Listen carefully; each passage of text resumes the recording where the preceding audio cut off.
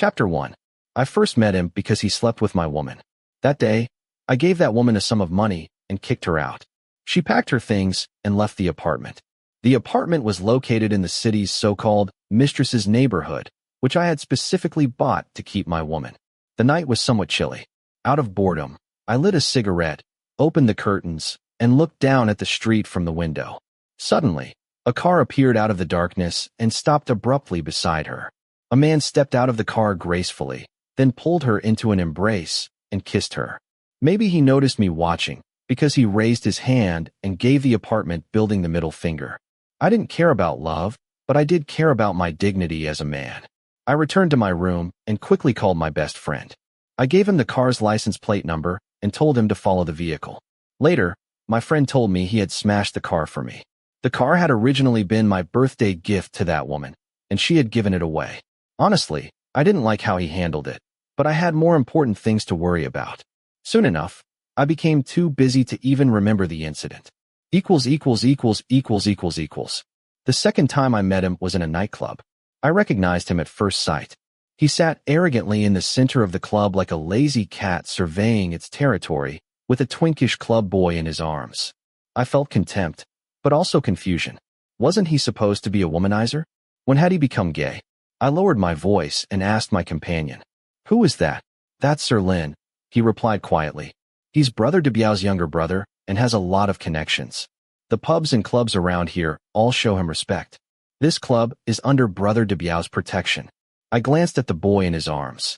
My companion smiled meaningfully. "Mr. O, you might not know this, but Mr. Lin is famous for being lustful and swinging both ways. The most incredible thing is that he never pays the people he sleeps with. Instead, those pros end up paying him.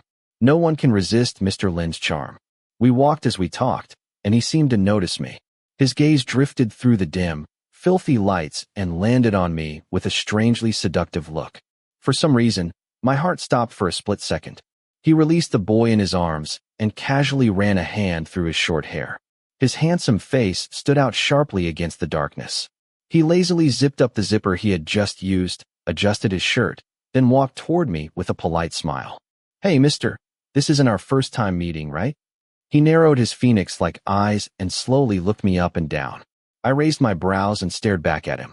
Suddenly, he laughed and slung an arm over my shoulder. But when he looked up again, his eyes were ice cold. "Weren't you the one who smashed my car?" The moment he said that, the club's bouncers immediately began gathering around us. My companion panicked and hurriedly tried to smooth things over. Sir Lin didn't seem to care at all. He elegantly lit a cigarette with his slender fingers and stared at me through the smoke. I answered flatly, "That was my car." He burst into loud laughter and pointed at me while speaking to the people around him. "This guy can't even keep hold of his woman. He bought her a car, and she just handed it over to me. Then he sent people to smash it. Isn't that hilarious?" The bouncers around us exploded into laughter, while my companions forced awkward smiles. Haha, so that's what this was about. Without warning, I grabbed his waist and punched him directly in the face. I had trained in combat before, and that punch was no joke. Sir Lin was sent crashing to the floor with a loud bang. The bouncers immediately rushed over and pinned my arms down. I wasn't scared at all. I had arranged to meet my best friend here tonight anyway, and it was about time for him to arrive. Besides, even though I had hit him, he was the one who provoked me first. No matter how much we were involved in the underworld still had rules. And more importantly, if I didn't beat him up today, then I'd be a fucking coward. How would anyone look at me after that? He coughed lightly while supporting himself against the floor, then shoved away the people trying to help him. Staggering slightly, he walked right up to me. He waved a hand, and the men restraining me immediately stepped back and let go. I rolled my shoulders and stretched my arms while staring at him darkly. He pulled out a cigarette and handed it to me. I took it. Then, to my surprise, he pulled out a Zippo lighter and leaned forward to light it for me. I instinctively raised a hand to block the wind. The moment the cigarette caught fire, he suddenly leaned close and whispered into my ear, "What if I sleep with you and we call it even? How about that?" I froze for a second. Then I blew out a ring of smoke and slowly looked over his handsome face. That could work. I've never fucked a man before. I replied. He merely smiled mysteriously and blew smoke into my face. Then it settled. The fingers holding his cigarette were beautiful. That was how we began. That night, I postponed my meeting with my best friend and went to a hotel room with him. Not because I had fallen for him, but because I wanted my dignity back. If I fucked this Sir Len, would he still have the face to go around fooling with other people afterward? Chapter 2. That evening, the moment I closed the door, he knelt down, unzipped my pants, and started sucking my dick. I grabbed his hair and looked up at the ceiling while breathing heavily. Honestly, even though it was my first time experiencing something like that, I enjoyed it more than I was shocked by it. Then, without much thought, I came on his face. I didn't know why, but the moment I saw his face covered with my release, all my anger toward him completely disappeared. I pulled my pants back up and was about to leave. But he stopped me. Hey, heartless man. Do you only care about your own pleasure? He pointed toward his crotch. Only then did I notice the obvious bulge in his pants. It was the first time I realized someone could get turned on just by giving another person a blowjob. Fuck, is that for real? I simply raised an eyebrow. He grinned, stepped closer, and grabbed my hand to make me touch him. It's your first time with a man, right? Even though bruises still lingered at the corner of his mouth from my punch, he still looked gorgeous when he smiled with those seductive eyes. At that moment, I could finally understand why women were drawn to him. He noticed the look on my face and laughed. All right. Since it's your first time, I won't force you to use your mouth. You can just use your hands. I shoved him onto the bed. He lay there lazily with his shirt hanging open, then slowly reached down to unzip his pants. Curling a finger at me flirtatiously, he said, "Come here. I'll teach you." I walked over and let him guide my hands. Yeah, just like that. Slowly, carefully. After it was over, I turned my head and kissed him on the face. I had no idea why I kissed him. It felt as though some strange spirit had possessed me. He merely glanced sideways at me and said lazily, "You're so gross." At the time, I didn't say anything. But looking back on it now, I fell for him because of that face.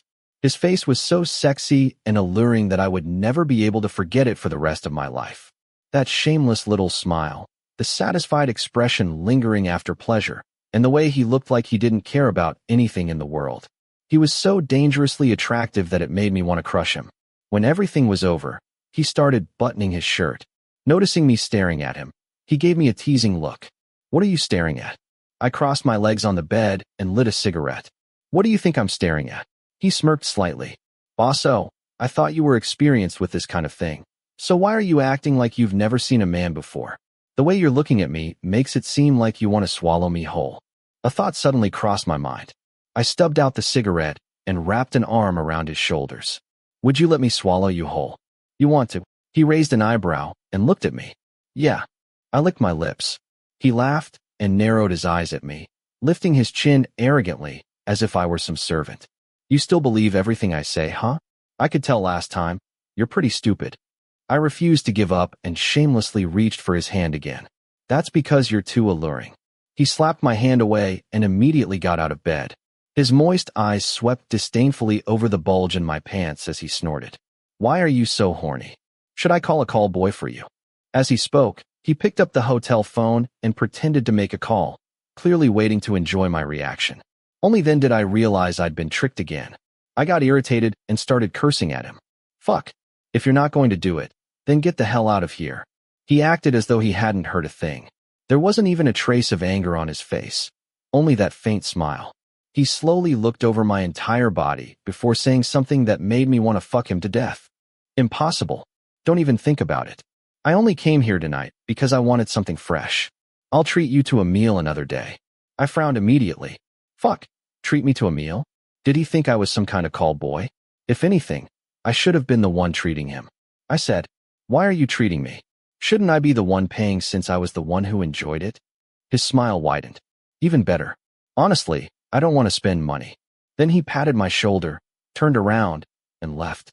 For some reason, I suddenly felt like I'd been played by him all over again. Right before leaving, he suddenly stopped at the door, turned back toward me, and said, "We're friends now, right? So don't ever send people to smash my car again." I stared at him blankly for a moment. "You're talking too much nonsense. Just get the hell out." He smiled while closing the door behind him. "Keep in touch, since we're friends now." He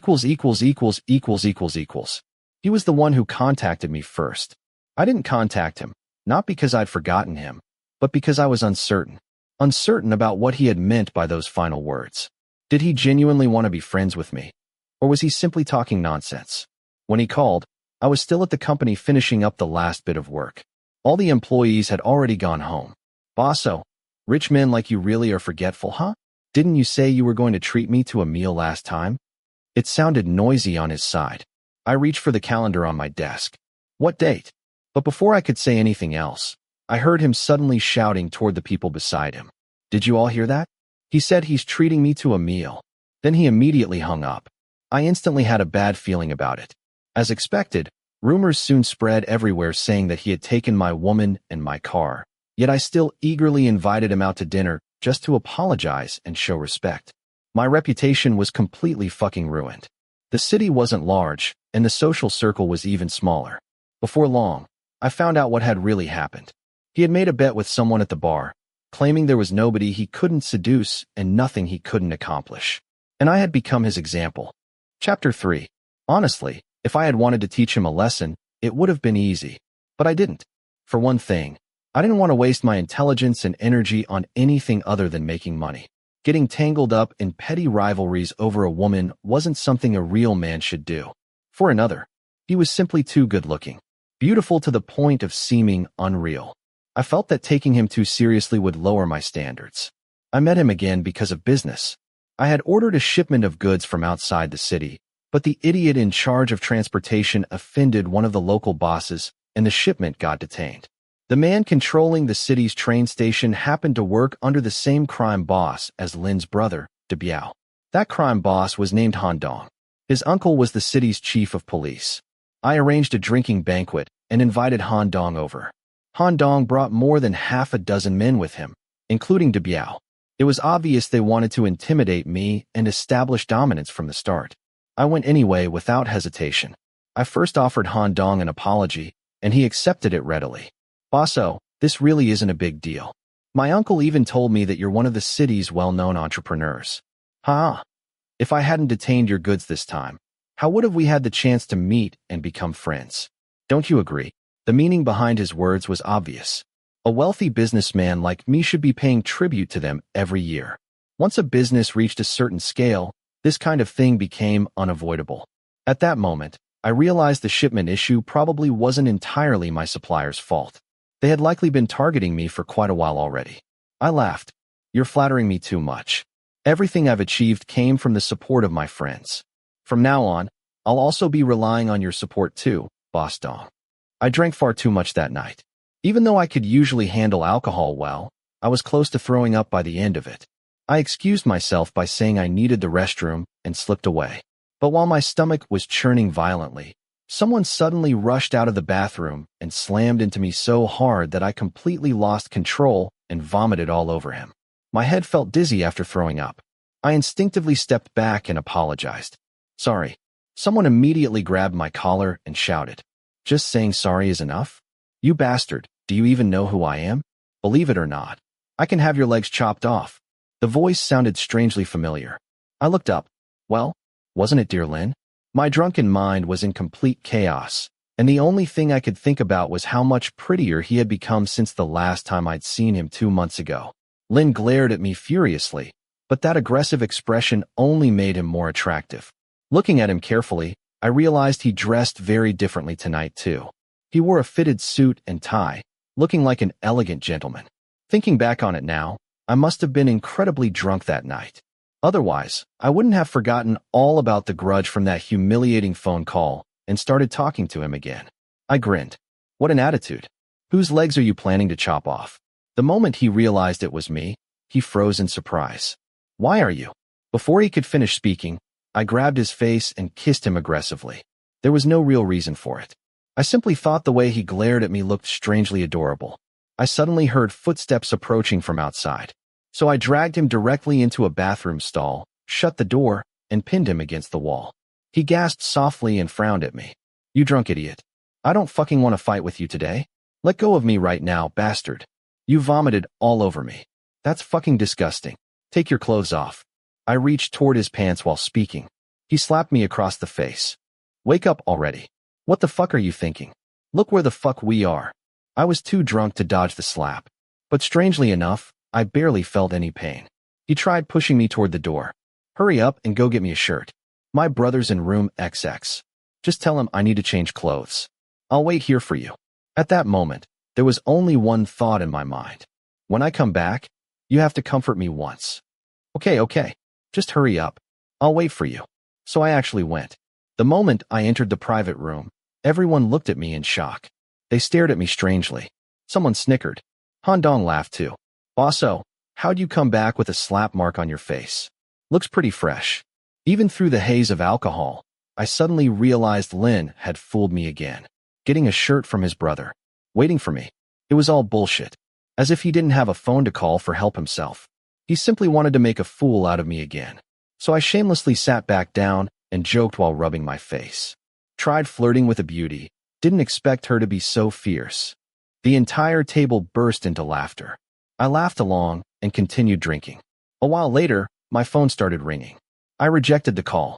But when I saw who it was, I couldn't help laughing. Wasn't it dear Lin? Han Dong noticed me spacing out and teased me. Bosso, what are you staring at? Your wife calling you home. I paused briefly before smiling. Yeah, asking why I'm not home yet. Then answer little sister-in-law's call. We're all brothers here. We're family. Han Dong filled my glass again. The bastard was obviously taking advantage of me verbally by implying he was my elder brother. Sigh. These gangster types always loved pulling that kind of nonsense. He raised his glass, and I emptied mine in return. At that moment, my phone rang again. Hello. Han Dong gestured for me to answer, so I had no choice. Why are you taking so long? It was Lin's voice, sounding full of complaints. I'm still drinking. Lin's silence. Then he spoke again. I already took my clothes off. It's freezing in here. Can you hurry up? Please. I'm begging you. My heart softened slightly. Wait a minute. I immediately called my driver over and gave him instructions. The moment I hung up, I realized Han Dong was staring at me. Our eyes met. He asked, "Who was that?" I hesitated for a second before covering it up. My wife. Han Dong smiled faintly. I know it's your wife. What I meant was, which wife? I heard Bosso has quite a few wives. You even buy apartments specifically for them, and you generously gift them luxury cars and expensive watches. So which wife was that just now? The moment Han Dong said that, everyone at the table became interested and started listening carefully. I laughed casually. A new one. We only met recently. If there's a chance next time, I'll introduce her to everyone. Han Dong slapped my shoulder. That sounds good. Next time I'll learn a few tricks from you too. Then he suddenly changed the topic. But, Bosso, I heard you have some issues with my brother Debiao. I raised an eyebrow. What do you mean, brother Han? Han Dong lit a cigarette and frowned. My little brother Lin, he doesn't even dare show up at the places you go to anymore. I looked confused. What does that have to do with me? Didn't your people threaten to beat him up? Han Dong stubbed out the cigarette and smirked at me, warning flashing in his eyes. Brother Han, that's just a misunderstanding. I answered honestly. Seriously, why did my best friend always interfere in my business so much? To be honest, I had never really cared enough to bother Lin over such a small matter. Even the shipment being detained this time wasn't a huge issue to me. Han Dong tilted his chin toward Debiao. Debiao immediately stood up. Bosso, you're a generous man. This toast is for my little brother. Han Dong asked. Why isn't he here yet? Debiao looked slightly embarrassed. He can't make it. He texted me earlier saying he got into a car accident on the way here. Is he alright? Han Dong sounded concerned. Yeah, it's just troublesome dealing with the accident afterward. I returned Debiao's toast. Looks like I need to call my best friend later tonight. After dinner, and all the meaningless socializing finally ended, I escorted Han Dong outside. Then I took the shirt my driver had bought and went to look for Lin. Because I had some inappropriate thoughts in mind, I sent my driver home first. I called Lin back. Where are you? Where am I? Where the fuck else would I be? I'm still in the damn restroom. How am I supposed to leave wearing this disgusting shirt? He shouted angrily. Don't hang up. I'm coming. I picked up the shirt and headed toward the restroom while holding the phone. The moment I pushed open the restroom door, a bucket of ice water dumped directly onto me. Before I could even react, an empty bucket slammed into my head, fell to the floor, and rolled noisily away. Laughter immediately rang out from the phone in my hand. Idiot, you really believe everything I say, huh? I lifted the phone slowly. Where are you? The security room has an amazing view from all 3 surveillance angles. I'm planning to ask security for a copy to keep as my personal collection. Chapter 4. I hung up and rushed to the surveillance room, without caring that I was completely soaked. The moment I stepped inside, the door slammed shut behind me. I was locked in. I turned around and saw Lin standing beneath the dim lights, neatly dressed and leaning lazily against the door with a cigarette between his lips. 5 or 6 security guards stood behind him. The weak lighting cast shadows beneath his long eyelashes across that handsome face of his. The disdain in those phoenix-like eyes made him look cold and dangerous. He narrowed his eyes slightly, pressed his lips together as though disappointed, and spoke lazily. So boring. Then he walked closer. He pulled a handkerchief from his shirt pocket, shook it open gracefully, and gently wiped the dripping water from my forehead. Holding the handkerchief against my skin, he leaned close and whispered beside my ear. His warm breath brushed across my face. Why aren't you smarter? This is Brother Dong's territory, which means it's my territory too. As he spoke, he slowly folded the damp handkerchief and elegantly handed it to one of the guards behind him. Then suddenly, he turned around and slapped me hard across the face. Why weren't you a little more aware? My face was struck from side to side. The entire left side of my cheek burned painfully. He wiped his hand afterward as though he'd touched something filthy. Only then did I remember. The bucket of water dumped on me earlier hadn't exactly been clean. No wonder he'd wiped my face first. He simply didn't want his hand getting dirty. When people got drunk, they started caring about strange things they normally wouldn't care about. He brushed a hand through his hair and signaled toward the security guards. They immediately rushed over and pinned me to the floor. Lin didn't personally touch me again. He simply stood there with a cigarette between his lips, staring at me coldly. Punches and kicks rained down across my body. There were too many people for me to fight back against. All I could do was protect my head with my arms. Lin leaned casually against the door, smoking out of sheer boredom. The entire room echoed with the muffled sounds of fists and boots striking flesh. I treated you like a friend, yet you sent people to threaten me? Panting heavily, I looked up at him. He smiled faintly. Who are you staring at? Seeing me now and pretending to be a decent person just to hide those disgusting thoughts of yours. He slowly exhaled a stream of smoke and sighed softly. What made you think I'd let you do whatever you wanted? Waves of pain swallowed my body whole. I had no idea how long the beating lasted. Then suddenly, a shadow fell over me. Someone crouched beside me. Warm breath carrying the scent of mint cigarettes brushed gently across my face. I struggled to open my eyes through the blood and sweat. A handsome face suddenly appeared inches away from mine. His eyelashes nearly brushed against the tip of my nose. He gently wiped the blood from my face. The touch was soft as kissing a lover's cheek. Then a low, hoarse, seductive voice whispered beside my ear like a feather drifting downward. If you've got the guts, threaten me again sometime. I'll be waiting for you. As he spoke, he wiped the blood from his fingers onto my bare chest. The hair beside his temple had fallen loosely over his forehead, partially covering those beautiful eyes. I smiled bitterly. Honestly, I was too proud to use my connections just to fight him over something like this. In the end, I was thrown into the garbage area behind the hotel, bruised and covered in injuries. In the darkness, I fumbled for my phone with blood-covered fingers and dialed a number. Bro, it's me. That night, after I finally got into the car, the man beside me sighed softly. I told you to call me if something happened. Why didn't you listen? I wiped the corner of my mouth with the damp paper towel he handed me. It immediately stained red with diluted blood. I sighed. You're too busy these days. I didn't want to bother you with something so minor. He slowly exhaled a stream of smoke. We're brothers. There's no such thing as bothering me. The flashing neon lights outside the car window cast shifting colors across his face. Within those moving lights, I could vaguely see the knife scar beneath his eye. For a moment, I fell into a trance. Memories surfaced faintly of the days when we brothers wandered the streets together like homeless strays. He lowered his head and suddenly laughed bitterly. I always thought that after becoming a legitimate businessman, you started looking down on your old friends.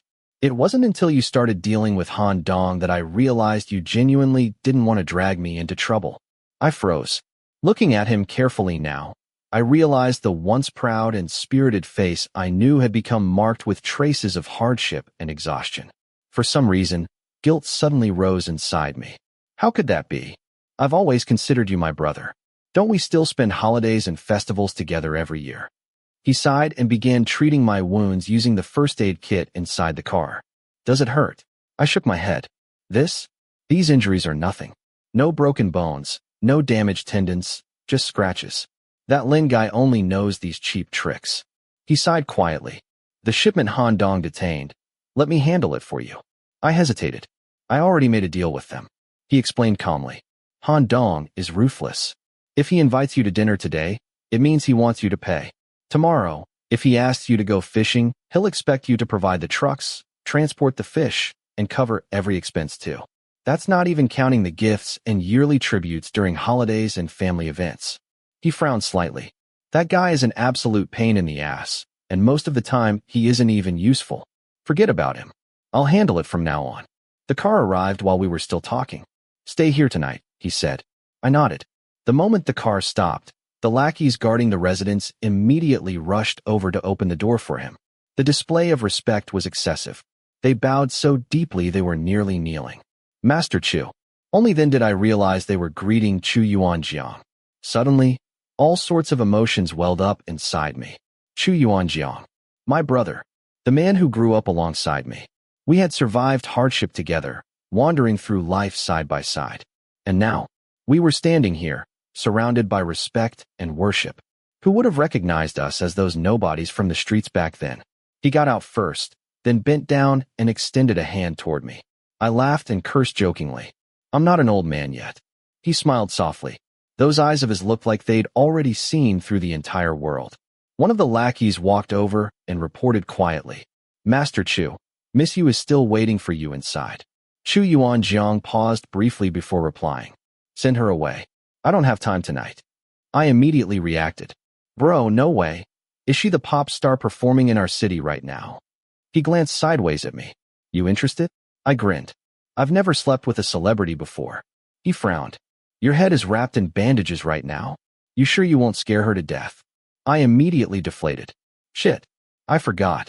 That night, he personally took care of me until I finally lay down to sleep. The moment I got into bed, he climbed in beside me. Move over a little. I shifted inward and laughed. Yuan Jiang. It's been a long time since we shared a bed. The cold night wind and the earlier beating had completely sobered me up. Chu Yuanjiang reached over to switch off the bedside lamp and pulled the blanket higher. Good night. But in the darkness, even with the sound of calm breathing beside me, another figure kept wandering through my thoughts. Now that I was sober, I finally understood everything clearly. That man, Lin, he had been playing me from the very beginning. Friends? What bullshit. First, he seduced me when I hated him most, and made me start feeling differently toward him. Then he used sweet words to make me lose my guard, only to stab me in the end. What? Aren't we friends now? Don't think about smashing my car again. What? I'm just trying something fresh. I've never met anyone like you. What? Keep in touch, since we're friends now. What? I'm begging you. What? I'll wait for you. I couldn't help taking a sharp breath. Thinking back now, even that first time when he knelt down and sucked my dick wasn't done for free. It had all been preparation for what came later. First, he lowered my guard. Then he humiliated me again and again. And even that wasn't enough for him. He still wanted to leave me bloodied at the very end. I sat up and reached toward the bedside table for cigarettes. My movement woke Chu Yuanjiang. Still half asleep, he asked hoarsely, "What are you doing?" I remember there being cigarettes here. He switched on the bedside lamp, sat up, and handed the cigarette pack to me. I grinned. I thought you were asleep. He glanced at me. You kept tossing around like that. How could I possibly sleep? Are your injuries hurting again? Let me take a look. No way. They don't hurt at all. I'm just annoyed, and I want someone to talk to. He sighed softly and pulled the blanket back over me. I handed the cigarette pack toward him, and he took one too. Zippo, he asked sleepily. I leaned over and lit his cigarette using mine. He lowered his eyes and inhaled quietly. A small flame flickered between us. What's bothering you this late at night? He exhaled smoke softly while asking. I leaned against the pillow and let out a long breath. I'm trying to figure out when exactly I offended him badly enough that he'd spend this much effort screwing me over. Chu Yuanjiang pulled a sheet of paper from the drawer to use as an ashtray. He tapped the cigarette ash onto it and handed it toward me. What's the big deal? I'll just send someone to teach him a lesson tomorrow and end it. That suddenly reminded me of something. Did you say anything to Lin? Oh, I told him to watch himself. That motherfucker talks shit about you everywhere. Chu Yuanjiang glanced at me while continuing to smoke. How did you warn him? I just sent someone to remind him a little. So that's why. I finally understood. Today he accused me of sending people to threaten him and said I was only pretending to act generous to hide my disgusting thoughts. I was wondering what he meant. Chu Yuanjiang frowned and stared at me. What do you mean? Are you blaming me for helping you? I shook my head. No, you didn't do anything wrong. The problem is me, because I actually have feelings for him. Chu Yuanjiang looked stunned. What feelings? The same kind of feelings you have toward that actress. You want him to star in your movie? I gave him a sideways look. How can you be this dense? You're the one talking nonsense. He's a man. You wouldn't understand. You've never been with a man before. I paused briefly. Then I suddenly remembered the taste of Lin. He gave me head once. It felt really good. Fuck. And he still beat you up like that. That's exactly why I tolerated him. Otherwise, I never would have endured all this. That night, Chu Yuanjiang and I talked until dawn and finished an entire pack of cigarettes together. Many years later, whenever I thought back on those days, I often sighed at how ignorant and insensitive I had been then. If I had understood earlier the sincerity and hypocrisy hidden beneath Lin's unpredictable moods, maybe the two of us would never have ended up like that. Chapter 5. When I woke up the next morning, the room was empty except for the lingering scent of cigarette smoke from the night before. I opened the window for some fresh air. A butler-like man pushed open the door and greeted me respectfully. Mr. O, Master Chu left early this morning and instructed us to prepare breakfast for you. Would you prefer eating here or in the dining room? I nodded. The dining room is fine. Your toiletries are in the connected bathroom. Master Chu also selected several sets of clothes for you to choose from. Later, I'll have the doctor come change your bandages. I had expected an older man like the butler to tend to me. Unexpectedly, the person who entered was a beautiful nurse with huge breasts. Even her white coat couldn't hide her sexy figure. While silently cursing Chu Yuanjiang for secretly keeping such an enjoyable arrangement in his house, I couldn't help feeling tempted. As she removed my bandages, her warm breath brushed softly against my ear. I lowered my voice and asked, "Pretty girl, are my injuries serious?" I already knew they weren't. After one night's sleep, I almost felt completely recovered. She smiled faintly. "They're almost healed already." I smiled back. "Then why do they still hurt?" She clearly wasn't unfamiliar with situations like this. In a soft voice, she answered, "You just need more rest." My hand was already resting on her leg, slowly stroking upward and downward. "Then, will you take care of me while I rest?" She smoothly shifted sideways to avoid my touch and scolded me flirtatiously. "How old are you already? Still acting spoiled after getting hurt?" Her voice was so sweet it nearly melted my bones. Seeing her playful attitude, I immediately grabbed her waist and pulled her onto my lap. She gasped softly in surprise. I leaned close to her ear and whispered in a low voice, "My lower body hurts too. Ever since you entered the room, my little brother started aching." At the same time, my hand slipped beneath her white shirt. When I finally walked out of the room feeling refreshed and satisfied, the bloody wound on my forehead, still visible beneath the bandages, Chu Yuanjiang was already sitting in the dining room eating lunch. I was speechless. "Bro, how are you so stealthy? I didn't hear you come back at all." He merely glanced toward my bedroom door. "I didn't want to disturb you." I laughed awkwardly. Chu Yuanjiang noticed my expression and seemed to understand exactly what I was thinking. "No need to feel embarrassed. That's my gift to you. A life without infidelity isn't worth living. I know you're into that type." I was genuinely touched and immediately slapped a hand onto Chu Yuanjiang's shoulder. "You're truly my brother." It wasn't until I drove Chu Yuanjiang's car back home that I finally understood what he really meant. Last night, I had only casually mentioned to Yuanjiang that I might have feelings for Lin. And today, he immediately arranged a sexy woman perfectly suited to my tastes. The moment I realized that, I suddenly felt uncomfortable. Was it really necessary for him to take it so seriously? Did he genuinely think I was gay? Fuck, I wasn't even serious about it. Did he really have to test me like that? The more I thought about it, the angrier I became. I couldn't even tell whether I was angry at Chu Yuanjiang, at myself, or at that bastard Lin. For the first time in my life, I suddenly felt an overwhelming sense of humiliation. So I turned the car around, drove back, and happened to run into Chu Yuanjiang as he was leaving the house. I rolled down the window and told him, "Bro, you were right. That Lin guy really is a complete asshole. Keep an eye on him for me, and don't go easy on him." Chu Yuanjiang still looked calm and indifferent, but I noticed a faint smile hidden deep in his eyes. "What happened?" "Yesterday, I remember hearing someone say." I snorted. "Uft. I was just interested in the novelty." Chu Yuanjiang became serious again. "All right, I understand." I hummed in response and drove away. The slight discomfort in my heart quickly disappeared beneath the satisfaction of recovering my pride. Honestly, I normally didn't care what people said about me. It wasn't like they hadn't insulted or slandered me countless times already. Even yesterday's beating wasn't something I truly cared about. But this man, my brother, I didn't want him looking down on me. Chu Yuanjiang's little trick unexpectedly worked very well in making me stop obsessing over Lin. To be fair, romance was supposed to be enjoyable. Now that I'd already enjoyed it, and even started feeling disgusted afterward, naturally my passion for him faded away. So when Lin Yi suddenly appeared before me again looking flustered and anxious, I honestly wasn't surprised at all. That day, when I opened the door, I saw him leaning lazily against the doorway. His bangs had grown too long, hanging down and partially covering those seductive eyes. He looked exhausted, but somehow, the exhaustion only added more charm to him. The moment he saw me open the door, he said nothing. He merely lifted his head slowly and stared directly into my eyes. His collar hung low, exposing plenty for anyone willing to look. Even though he always dressed like that, my thoughts still drifted somewhere inappropriate. To be fair, the injuries he'd given me had healed long ago. As the scars faded, I'd gradually begun forgetting about him too. No matter how exciting and refreshing he had once been, I was still just a man seeking pleasure for my lower body.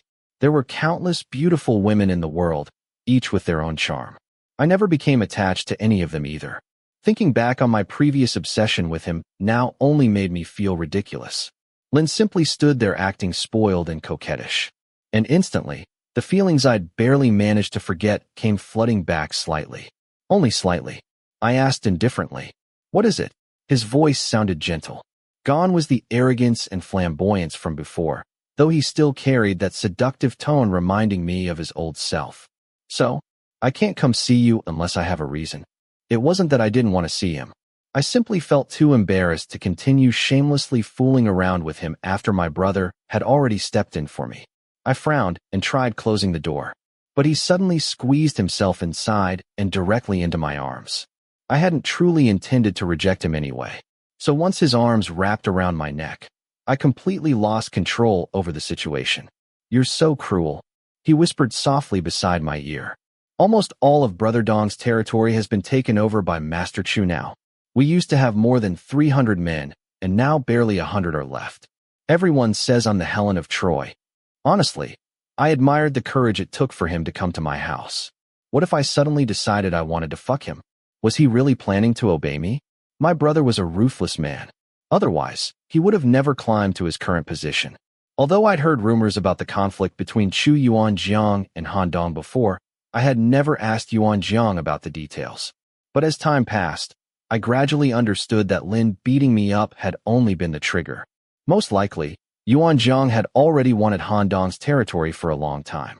I had been naive enough to think the two men respected each other simply because they operated businesses within the same city. I had already checked carefully. There was nowhere for Lin to hide a blade between those long, slender legs and those tight pants. His loose shirt fluttered so lightly it looked like cloth hanging in the wind.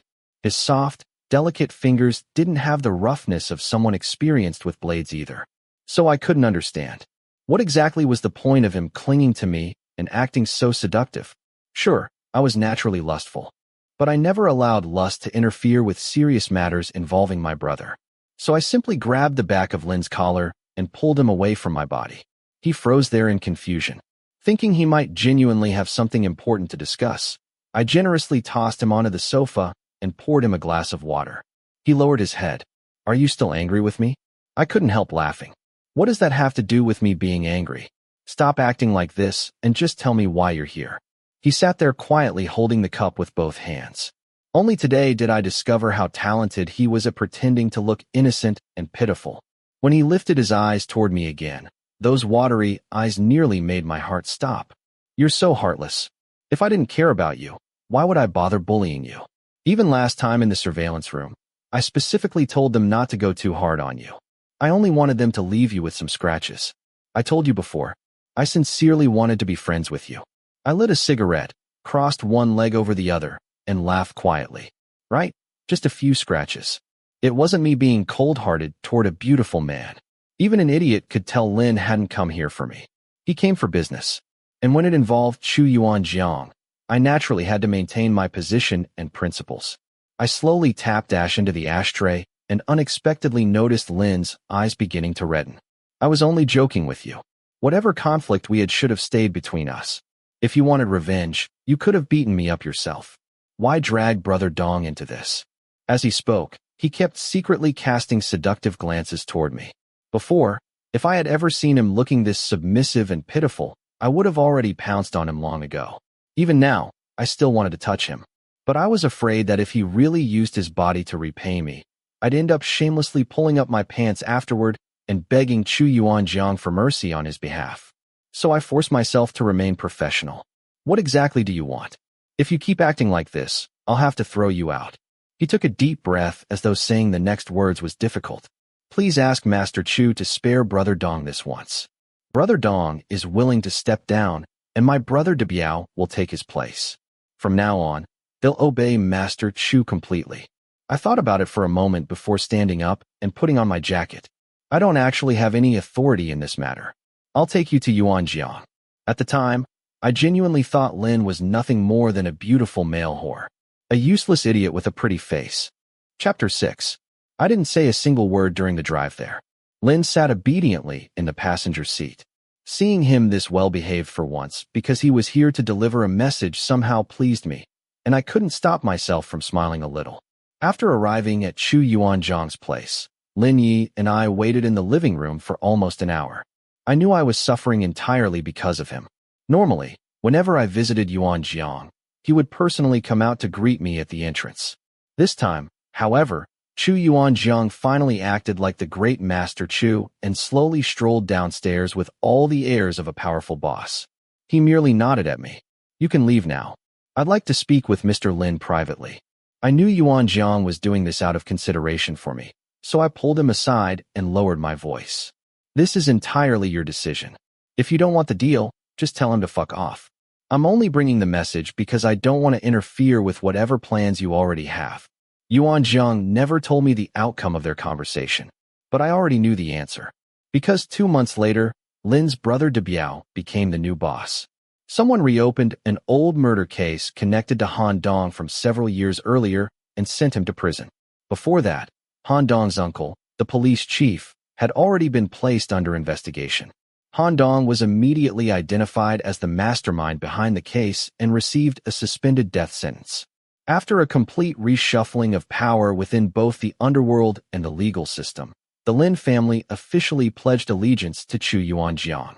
And that brat Lin Yi, he returned to his old frivolous self. No, he became even more flamboyant than before, as though the miserable, pitiful version he once showed me had never existed. If possible, I had no doubt he would have carried a giant sign around reading, "My brother is Boss Debiao, who works for Master Chu. Be careful around me." Then he'd probably hang it directly beside his face while causing trouble in bars and nightclubs everywhere he went. Ever since then, I found his behavior increasingly unbearable. I admitted I was a playboy too, but I was nowhere near as reckless and indulgent as him. I kept both my business and private life low-key, and my company kept growing larger and larger. Recently, I had even started preparing to get the company listed on the SME board. But now that Lin had become closer with Yuanjiang, he no longer feared me at all. He constantly called me out to hang around with his shady group of friends, acting as though all the awkward history between us had never happened. Honestly, it annoyed the hell out of me. To be fair, I usually chose my social circle based on status and reputation. Those people around him were far beneath my level. I did spend some time reflecting on myself afterward. I suspected the reason I'd been so obsessed with him at first was because of what he represented. A rich young master fooling around. A notorious playboy known throughout the city. A rival who stole my woman.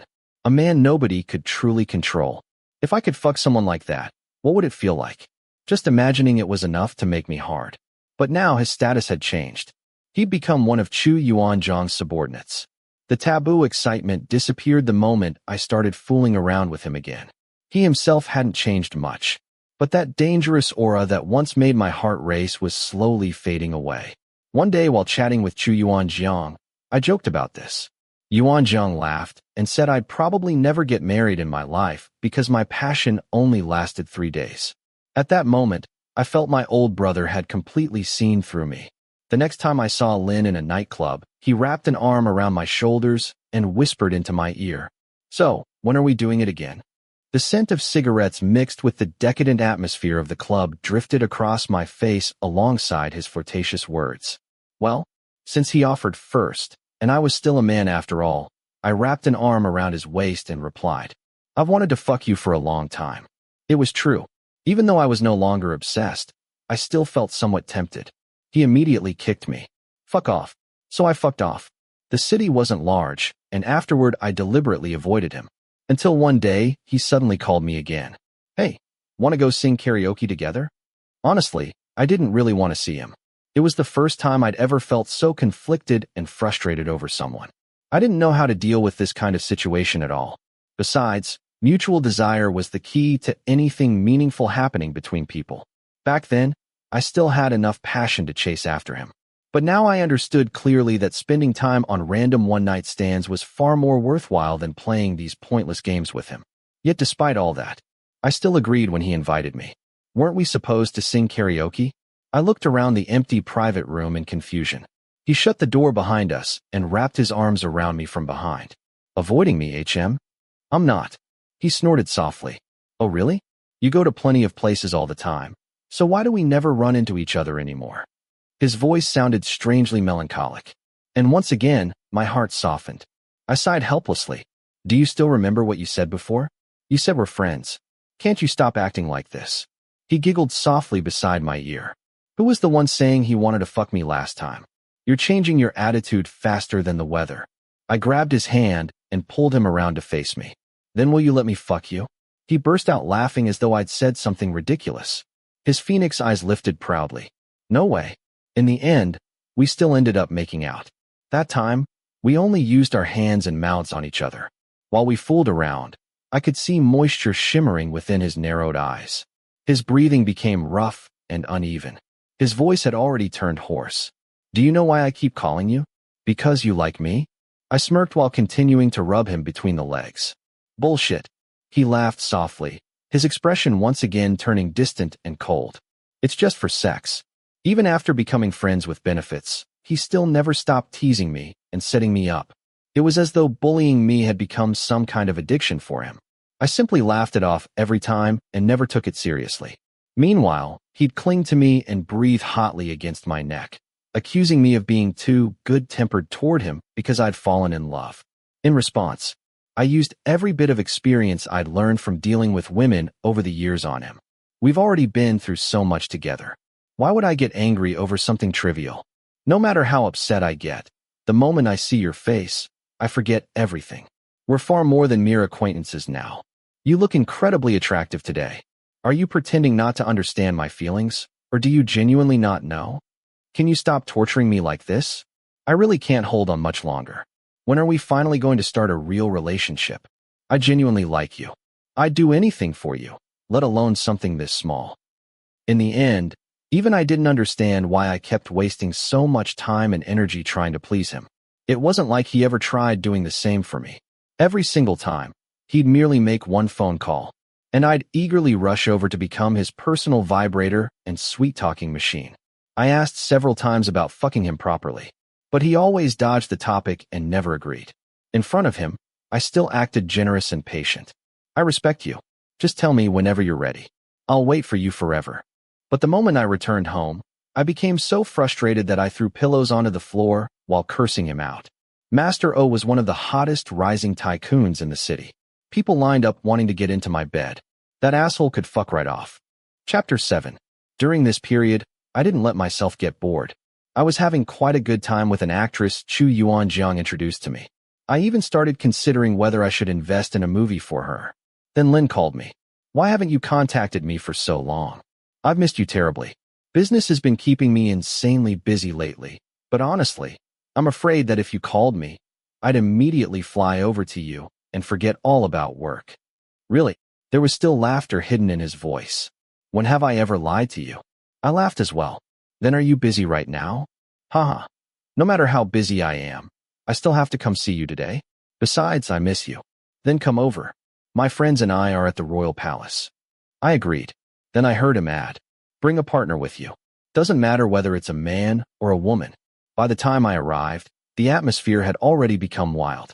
Lin Yi sat in the center of the room, surrounded by women. One hand already slipped inside a girl's bra. Honestly, it was hard to watch. I immediately understood what he was doing. He was warning me, punishing me for not paying enough attention to him lately. So I walked over and joked, Master Lin, surrounded by so many beauties, what a debauched lifestyle. He giggled softly, but when he noticed I had arrived alone without bringing anyone, he raised his eyebrows. Didn't I tell you to bring a partner and have fun together? What partner? I only came here to see you today. The moment he heard that, he suddenly stood up, leaned close, and lifted my chin with one finger. Really? But I heard you've been busy making movies lately. I looked at him calmly and lowered my voice. And yet here I am, squeezing time out of my schedule just to see you. He said nothing else. Instead, he grabbed my hand and dragged me directly into one of the guest rooms. People always said absence made the heart grow fonder. Turns out they were right. The moment he grabbed me, my heart immediately started pounding again.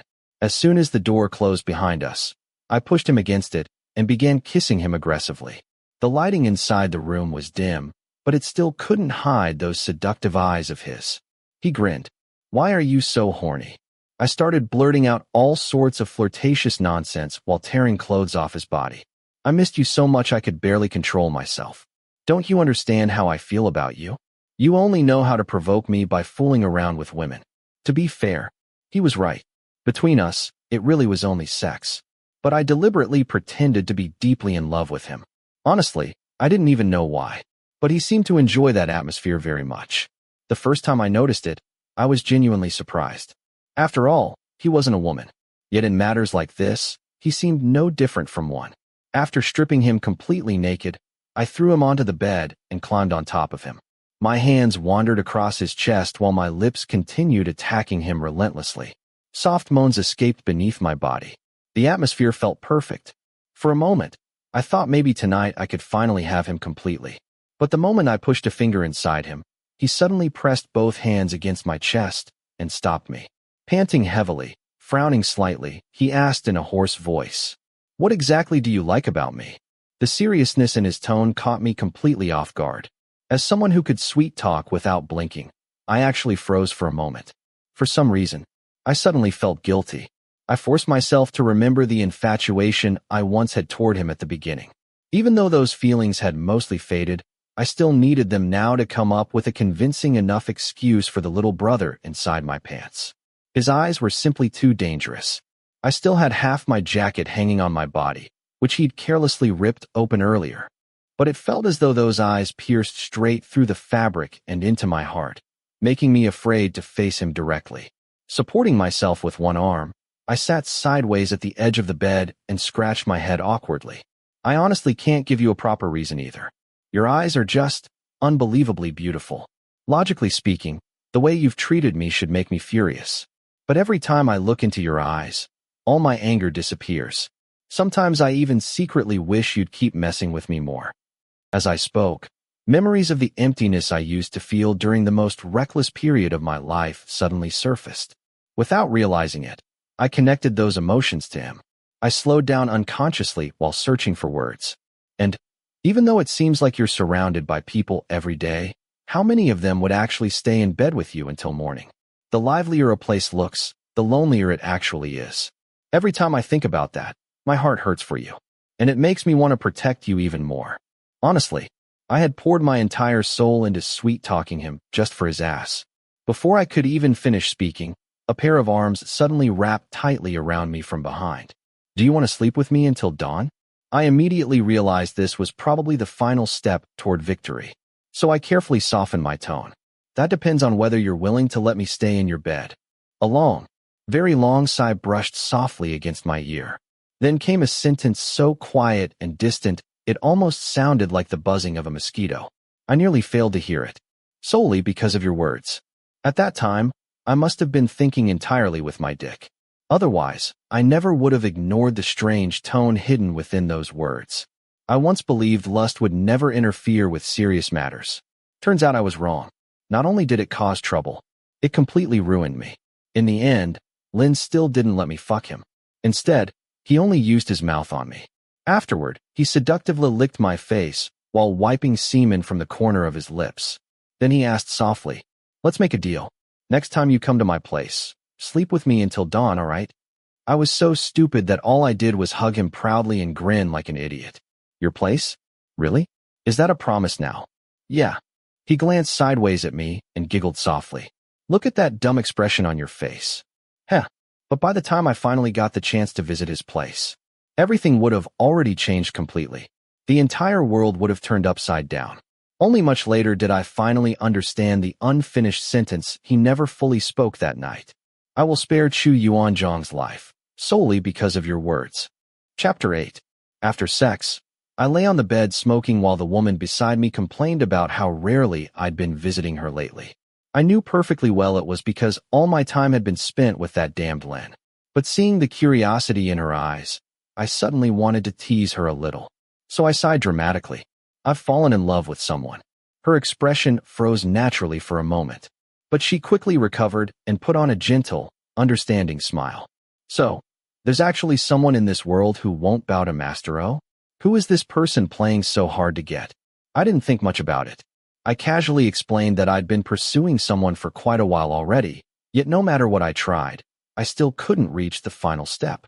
She wrapped the blanket around her bouncing breasts and rested her head against my arm. Then maybe this woman wants a stable relationship. Does Mr. O plan to marry her? I answered honestly. He's pretty refreshing and interesting, so I just want to try things out. But I know someone like him is only suitable for fun, not a long-term relationship. As I spoke, I pinched her cheek lightly. If I ever decide to settle down someday, I'd choose someone like you instead. Caring, cute, understanding. If I stayed with that person, my head would explode within a single day. Then why does Mr. O still like him? It's the novelty, you know? I just can't convince myself to give up. He lets me kiss him, touch him, but refuses to let me fuck him. She chuckled softly. Then this person must be an expert at this kind of thing. I laughed too. Exactly. Back when he fooled around with other people, they even gave him cars. She cuddled closer like a soft little rabbit, rubbing her silky hair against my chest. My company finally got listed on the SME board. The listing price was 60 yuan. Less than 4 months later, the stock dropped to 48. Some friends advised me to cash out and leave while I still could. But I firmly believe the decline was only caused by our second quarter report failing to meet market expectations. Once the economy recovered, the stock price would definitely rise above 100. Everyone thought I was just another speculator using the company to scam money. But honestly, I truly had ambitions within this industry. Even though the stock price fell, my assets still quadrupled compared to before. The investment bank analyst who helped with the listing explained it as the magnification effect of capital. To celebrate my success, Chu Yuanzhang specially gifted me a Cadillac. When I went to his place to pick up the keys, he had just returned from playing golf. The white casual outfit he wore made him look especially clean and refreshing. Chu Yuanzhang's face wasn't particularly handsome, but the masculinity and firmness in his manner gave him a uniquely powerful aura. While testing the car and driving it out from the garage, I saw him strolling toward me through the garden. Sunlight framed his tall, sturdy figure in gold so dazzling it almost hurt my eyes. And suddenly, an overwhelming sense of pride rose inside my chest. Damn, that was my brother. I drove beside him and rolled down the window. Where were you? Standing beneath the sunlight. He suddenly bent down and leaned against the car window before patting my shoulder lightly. Do you like it? I grinned immediately. I could already tell this car definitely wasn't obtained legally. This thing looks expensive as hell. I didn't spend any money on it. Someone gave it to me. It's smuggled goods, and the license plate belongs to them too. You can drive however you want. If traffic police stop you, they'll handle everything. He said it as casually as if he were discussing the weather. Normally, I avoided involving myself in shady business like this. But Chu Yuanjiang was different. So I immediately thanked him. This is awesome. Thanks, brother. I was just thinking about replacing my shitty old car anyway. Afterward, I insisted on taking him out for a meal. During the drive, I kept rambling excitedly the entire time. Meanwhile, he stayed unusually quiet. While we ate, I gradually sensed something strange. Eventually, I realized that although Chu Yuanjiang kept smiling, his eyes betrayed him completely. There was exhaustion and depression hidden there. I couldn't understand it. From everything I knew, Chu Yuanjiang had just crushed Han Dong completely. This should have been the happiest moment of his life. So why did he look like that? After dinner, while we walked outside, I casually wrapped an arm around his shoulders. What's been going on with you lately? You've looked like you've got a lot on your mind. Don't bottle things up. You can always talk to me. It's nothing. He sighed and shook his head. You sure? He forced out another smile. I can handle it. Don't worry. I sighed as well. We've been brothers for so many years already. I only have one thing to say. No matter what happens, don't work yourself to death. I'm right behind you. Even if everything falls apart, I can still support you until you stand back up again. Chu Yuanjiang stayed silent. My heart suddenly trembled. I looked at him in shock. What I said just now genuinely came from the bottom of my heart. But it was also a test.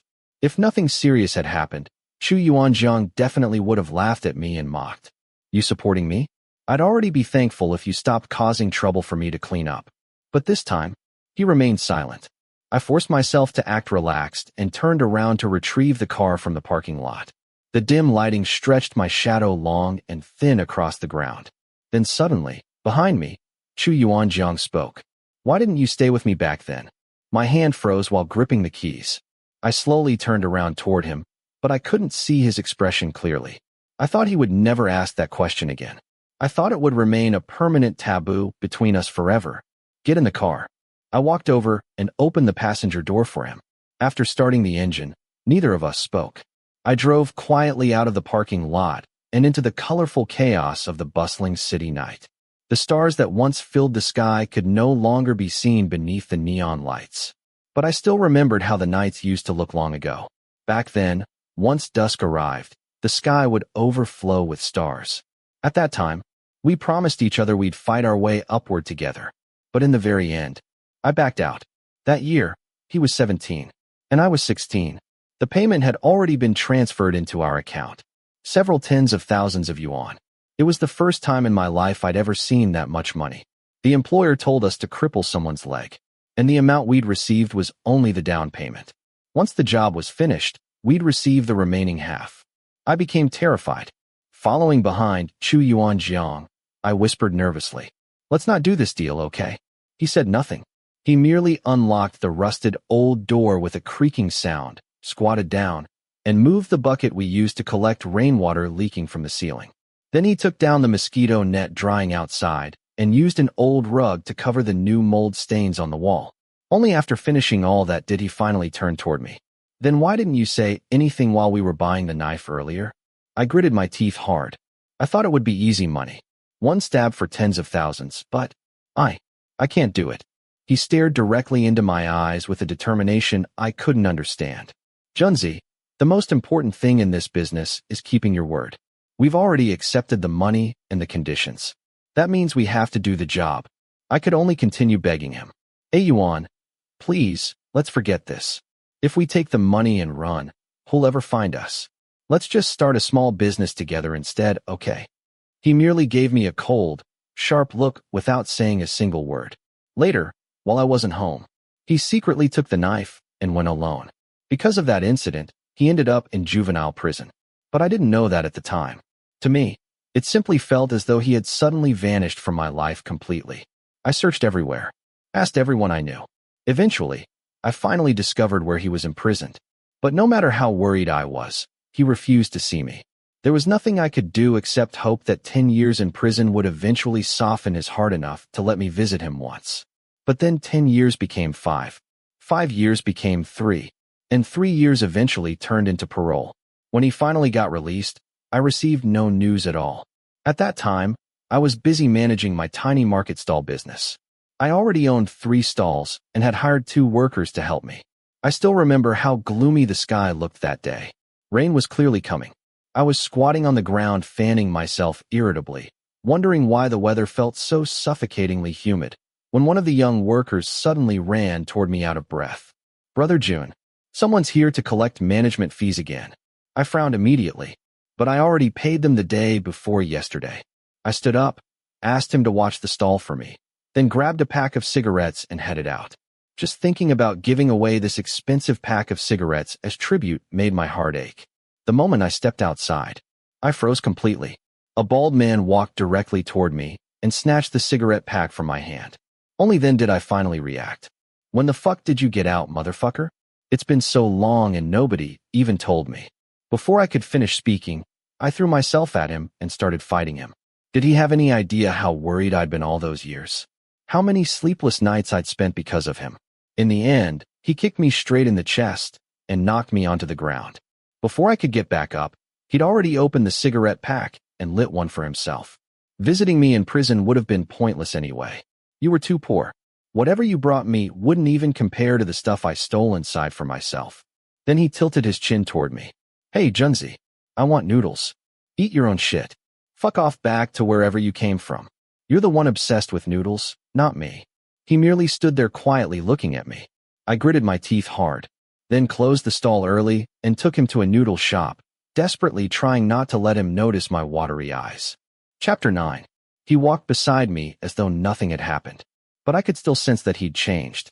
Before prison, Chu Yuanjiang had been wild and impulsive. Even though we were brothers, we'd still end up fighting over trivial arguments from time to time.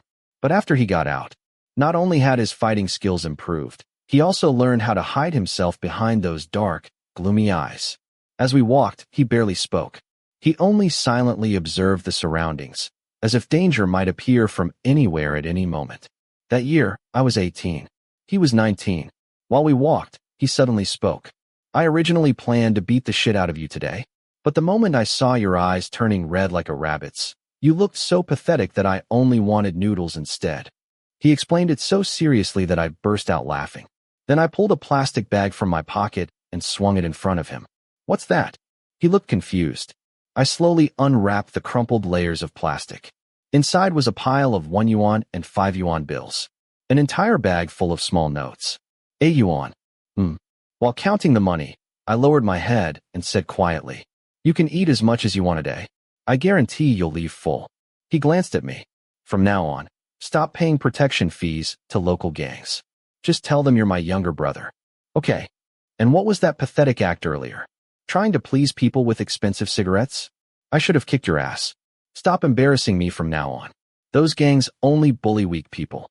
They're terrified of the truly ruthless ones. If you carry a knife around, nobody will dare touch you. Why would I do that? I'm just a businessman. I don't live in the same world as those people, so I don't want to make trouble." That day, Chu Yuanjiang ate for a very long time. By the time he finally stopped, nearly every bill inside the plastic bag had been spent. "Let's go already." I fanned him impatiently. The weather looked ready to storm. The air felt unbearably hot and humid. "Go where?" He wiped the grease from his face with a rough hand covered in thick calluses. "Home," I answered naturally. He raised his eyebrows slightly. So I explained, "Isn't my home also your home?" He smiled. It was the first time in ages I'd seen him grin so openly. "Then let's go." Soon afterward, I officially opened my own storefront and became a real businessman. At the same time, Chu Yuanjiang also built his reputation within the underworld. We always helped each other. Sometimes he'd return to our rented apartment covered in blood from head to toe, and I'd quietly bandage his wounds. Because of his line of work, even I occasionally got beaten up randomly while out in public. Then one day he suddenly asked me, "Do you know anything about construction projects? Our boss has a project available. Want to take it?" "Doesn't your boss already have his own construction team? He thinks the project's too small and the profits aren't worth his time." But it was worth mine. I accepted the project and received all the government funding attached to it. 30% went into actual construction costs, materials, workers, machines. Another 30% disappeared into the pockets of government officials to approve the project. Another 30% was paid as tribute to Chu Yuanzhang's boss, whose connections made everything possible and whose protection I worked under. The final 10% became the first bucket of gold in my life. I used that money to register a company and rent an office. Finally, everything started moving onto the right path. That year, I was 24, and he was 25. He used blood to clear the road ahead for me. He carved out a smooth path where I could move forward without obstruction. But in the end, I chose not to continue walking alongside him. I returned to my original field and stopped taking construction projects altogether. Back then, Chu Yuanzhang fought with me fiercely over this decision. Of course, physically, I was no match for him. He grabbed my head and slammed it against the wall, while cursing me for being insane enough to abandon such an easy opportunity to make money. At that time, we were already relatively wealthy. We had each bought apartments located next door to one another. Chu Yuanzhang stormed directly into my apartment and smashed nearly everything inside. Supporting myself against the wall, bruised and bleeding, I collapsed onto the sofa. I can take construction projects now only because the people above are willing to tolerate me. But what happens when the next person in power doesn't need me anymore? They'll destroy me immediately. This isn't sustainable business. I'm absolutely not continuing down this road. He glared at me coldly. It felt like fire was shooting from his eyes. This is who we are. This is the kind of easy money we're capable of making. Take advantage of it while I can still protect you. I shook my head and sneered. Have you ever looked at the Forbes rankings? Every single year, at least one of the top wealthy businessmen ends up in prison. Today they profit from dirty money. Tomorrow they get dragged down by jealous enemies. Furious, Chu Yuanzhang grabbed an ashtray and hurled it directly at my head. Blood immediately ran down my forehead. He pointed at me and cursed angrily. Are you even a man anymore? Where the fuck are your guts? The impact split open my forehead completely. I exploded in anger too. Who the fuck do you think you are? I don't want to spend my whole life as your fucking lackey following behind you forever. My business has nothing to do with you. That time, Chu Yuanzhang and I nearly completely severed our friendship. He moved away afterward, sold his apartment, and never told me where he moved.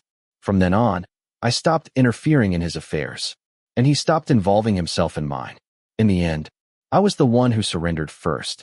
During Spring Festival, I brought alcohol to apologize to him and finally met him again. Only then did I discover he'd moved into a much larger and more luxurious place than before. The house was filled with people celebrating the holiday. Everyone called him Brother Jiang. Only then did I finally realize. Chu Yuanzhang had already risen to power. He'd become the boss now. He glanced at me once, snatched away the alcohol I'd brought, then immediately kicked me out. The door slammed shut so hard it nearly smashed into my nose. I became furious. That night, I drank alone at a bar until dawn, cursing him in my heart for being petty enough to hold a grudge over something so small for so many years. But unexpectedly, when I returned home, I found him waiting outside my door. Cigarette butts covered the ground around him. The moment he saw me return, he immediately stood up and rubbed his forehead awkwardly. Those people earlier were all from the underworld. You're a legitimate businessman now. It wouldn't be good if they saw you. Without hesitation, I immediately threw myself at him and wrapped him in a huge hug. Near my ear, he asked quietly, "Do you blame me?" I laughed. Bullshit.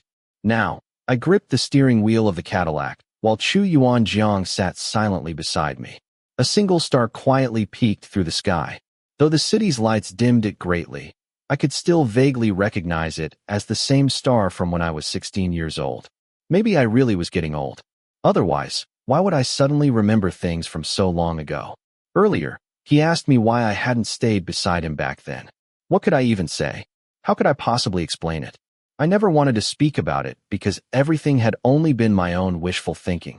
If Chu Yuanzhang could have understood, he would have realized it long ago. If he couldn't, then even explaining it now would change nothing. So what was the point?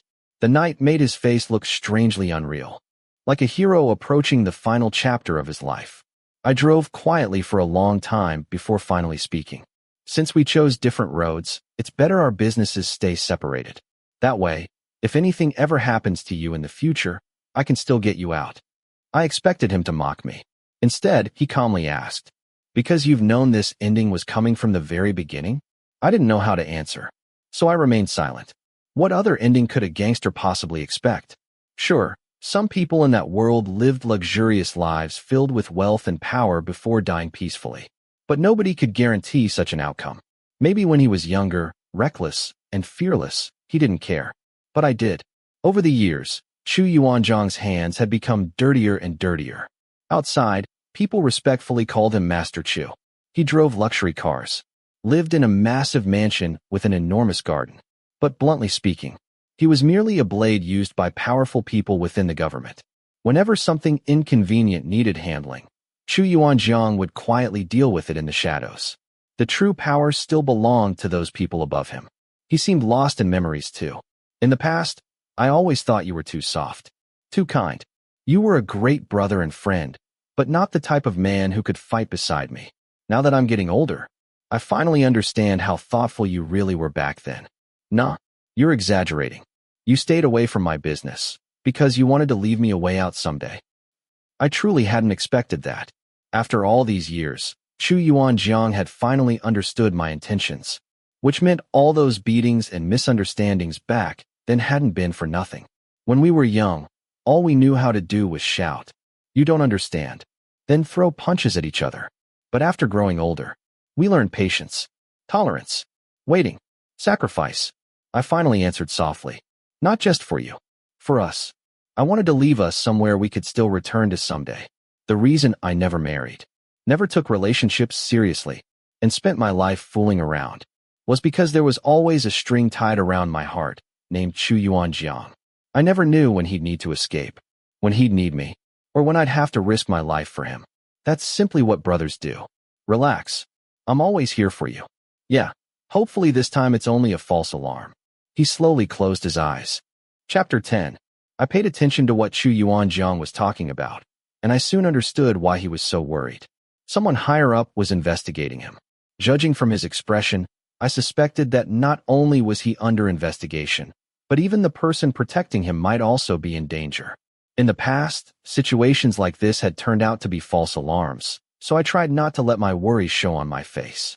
I kept my anxiety and prayers for him to myself. That day, I sent him home and planned to stay over at his place, but he kicked me out. "I have something else to do tonight." "Oh, okay by then." A few days later, the calendar on my phone reminded me that Lin Ye's birthday was coming up.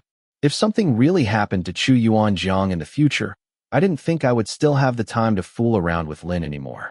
Honestly, I felt like I had only started messing around with him because I was too bored. Once I became busy, this entertainment should come to an end. After all, he had given me some enjoyable moments, and we had been pretty amazing friends with benefits.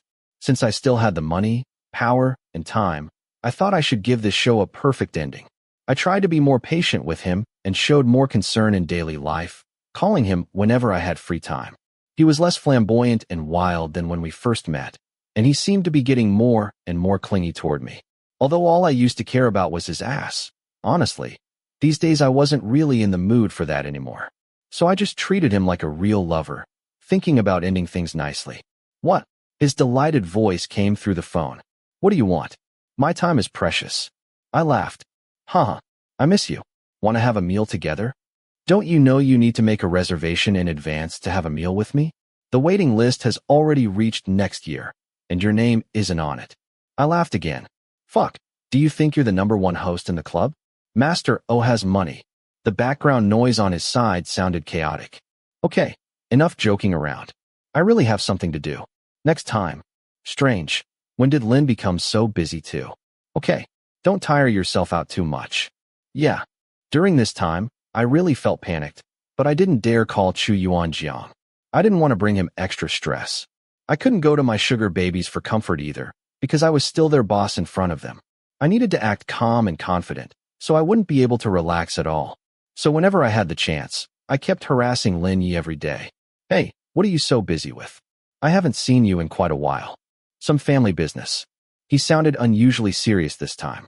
"Oh, I miss you. TSK, I think you miss my dick more." His seriousness only lasted one sentence. Now he was back to being the same old Lin. "Fuck, I was missing your asshole. Can't you speak like a normal human being? I'm an honest man." Everything I say comes from the bottom of my heart. Since you miss me so much, how about we meet at Royal Palace at 9 tonight? Still room 2231. Hey, I didn't expect him to actually agree this time. When I saw him that evening, he looked exhausted. The moment he entered the room, he immediately clung to me. You're such a fucking pager. You beep wherever I go. I picked him up and let him sit on my lap while leaning against the sofa.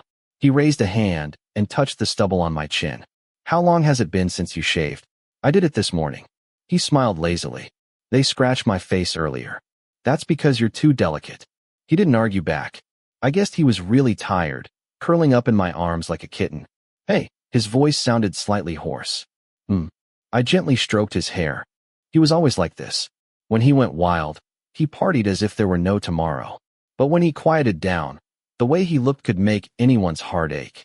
The dim light made his eyes look almost ethereal. He turned his head and rested it on my shoulder. You didn't really fall in love with me, did you? What do you think?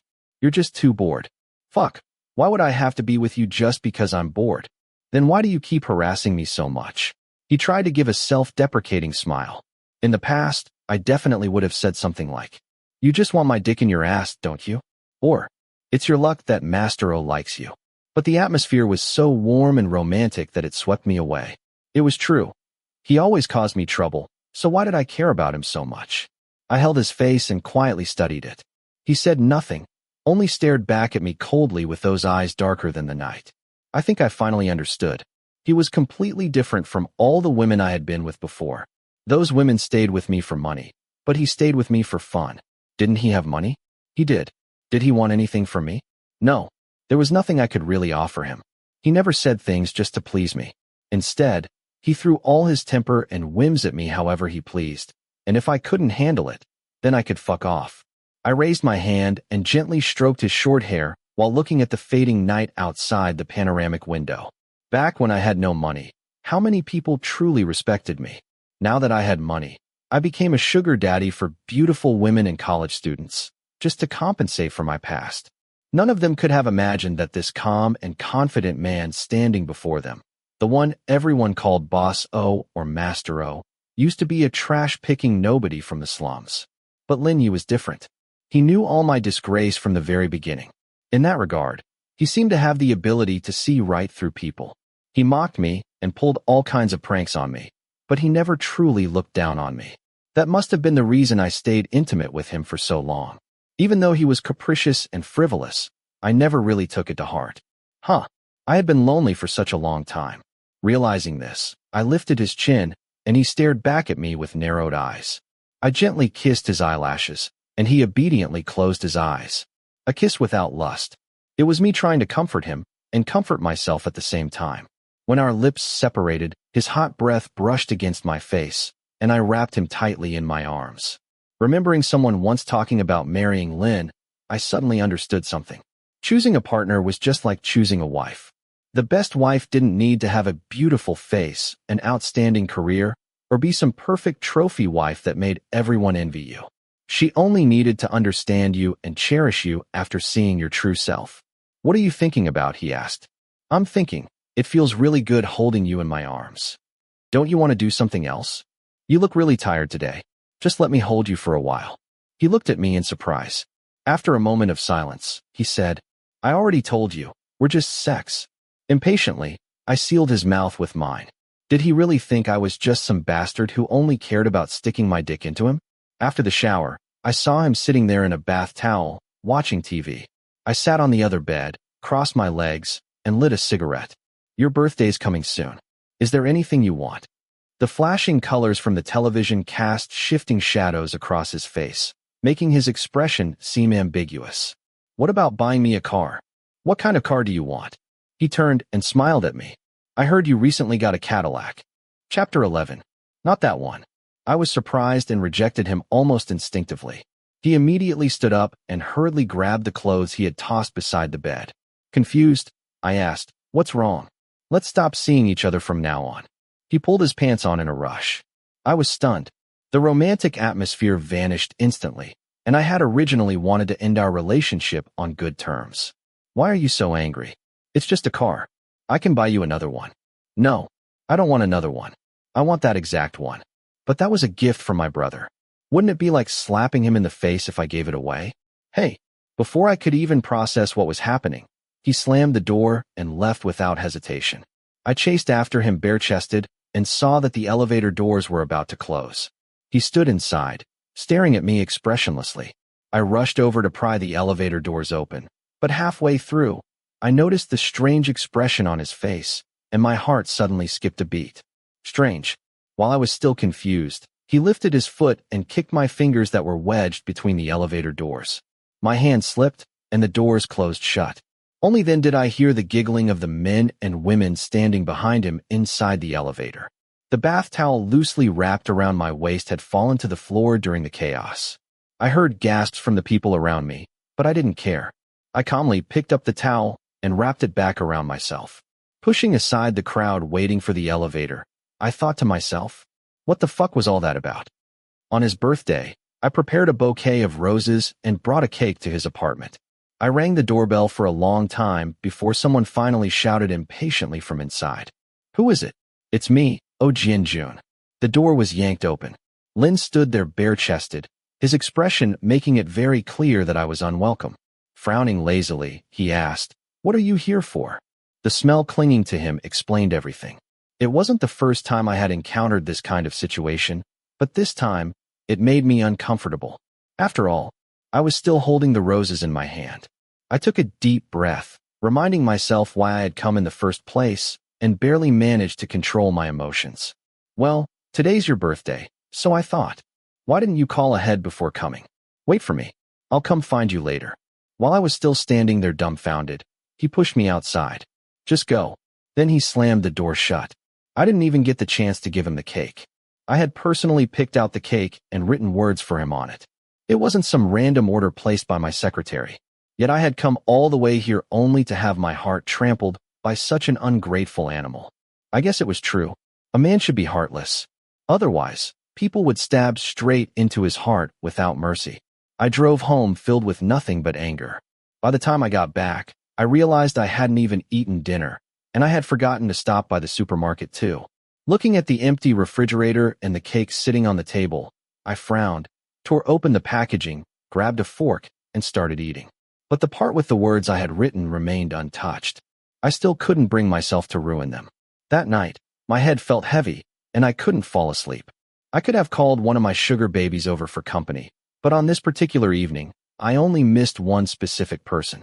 Just as I was half asleep and about to drift into dreamland, some dumbass started pounding on my door at 3 in the morning. I yanked the door open impatiently. Can't you see it's fucking late? What kind of bullshit can't wait until tomorrow? Then I noticed him standing there, panting heavily, his face flushed red. I stared at him coldly. He smiled at me. At that moment, he looked nothing like the playboy from before, as if he had suddenly become a completely different person. He took a deep breath. What if it's not bullshit? You dare call your asshole fucking business not bullshit? The corners of his lips lifted slightly, and the seductive Lin Yi instantly returned, as though the serious version of him had never existed. Didn't you come here every time because of that asshole fucking business? As he spoke, he squeezed the door wider and slipped sideways into the room. Then he wrapped his arms around me from behind and rested his chin on my shoulder. Are you angry? Stop acting like this already. Are you letting me close the door or not? He only giggled and shut the door with his foot. Why is this bouquet of roses all crushed up? I had crushed them while walking downstairs from his apartment. By the time I noticed, it was already too late. Frowning, I replied, "You asked too many questions. They looked like that when I bought them." He turned his head and kissed me. "They're for me, right? Only an idiot would buy roses for you." You already started eating the cake? Why didn't you wait for me? Wait for you. Your waiting list already reaches next year. TSK, why is your temper so bad today? He walked over to the table and sat down, then picked up my fork and started eating. His table manners were elegant as always, and he even remembered to turn around and thank me. If I didn't already know how talented he was at acting, I almost would have believed this wasn't the Lin Yi I knew. Under the light, his handsome face softened, but if you looked closely, you could see the heavy dark circles beneath his eyes. His body looked utterly exhausted, as though only an empty shell remained, barely supporting its owner. Yet there was still an aura around him that I couldn't describe. I sat beside him and found the whole thing strangely amusing. For all his posing, he truly did carry the air of a prince. No wonder so many girls fell for him.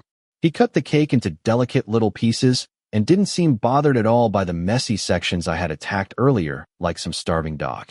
Instead, he handled every piece with great care. After finishing the entire cake, he wiped his mouth with a napkin, stared into my eyes, and whispered, "You shouldn't fall in love with me." I laughed. "Didn't you say we were just sex?" Rather than loving him, I would say I wanted to fuck him. Later on, besides fucking him, I also wanted to sleep while holding him in my arms. "Then why are you looking at me like that?" "I like looking at beautiful things." TSK, you're not angry anymore. Not anymore. That fast. As long as you're willing to seduce me. I'm serious. He frowned slightly. People always said that understanding a woman's heart was like searching for a needle in the ocean.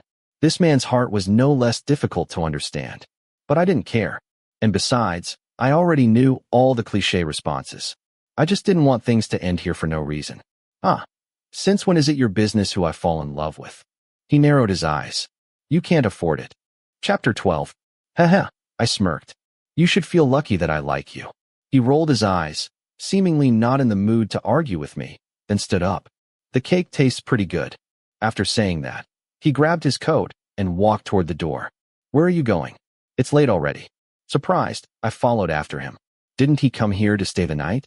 He turned around and stared directly into my eyes with a seriousness I had never seen on his face before. Where's my birthday gift?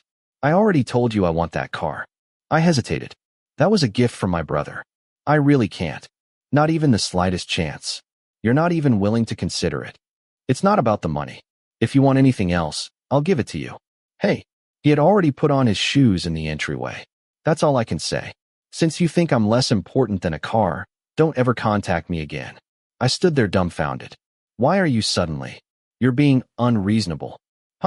His expression turned dark and fierce. I'm not buying your bullshit. Then he opened the door and left. I quickly threw on my coat and chased after him downstairs. The night wind was freezing. I rushed into my car and immediately started the engine. Soon, my headlights caught sight of a slim figure hurrying along the roadside, lonely and fragile like a fallen leaf. I rolled down the window and honked. Lin Yi, get in. I'll give you a ride. He didn't look back. Staring straight into the endless darkness ahead, he let the night wind tousle the hair on his forehead. It was as though he couldn't even feel the cold anymore. While continuing to walk forward, he calmly asked, "Give it to me." I gritted my teeth. I said I'd give you a ride. No thanks. I have my own legs. Why are you being so difficult? Fuck. So that's what you think this is? Me being difficult? If you're not being difficult, then get in the car. Stop ordering me around. Who the fuck do you think you are? He abruptly stopped, turned around, pointed at me, and shouted, "It's freezing outside. Even if you don't care about yourself, I don't want you catching a cold." Completely confused about what had triggered him, I awkwardly tried changing the subject. Grinding his teeth, he snapped, "My body's indestructible." But right after saying that, a shiver suddenly ran through him from head to toe. I couldn't help laughing. Yet he remained gloomy, staring at me with those cold and distant eyes. I became slightly confused watching him slowly close his eyes, then open them again, as though even that required immense strength. "This is your last chance." He looked at me steadily. "I want that car." "No? Then fuck off. Don't ever appear in front of me again." He walked farther and farther away. Hurriedly, I pulled the car over to the side of the road, grabbed the keys, and ran after him. "Lin Yi." His footsteps paused. Why was he so obsessed with that car? I threw the keys toward him. They slid down along his body before dropping onto the ground beside his feet. "What the fuck is wrong with you? All this over a fucking car?" I shouted at him. He slowly turned around, slightly lifting the corners of his lips. Then he raised his foot and stepped hard onto the keys.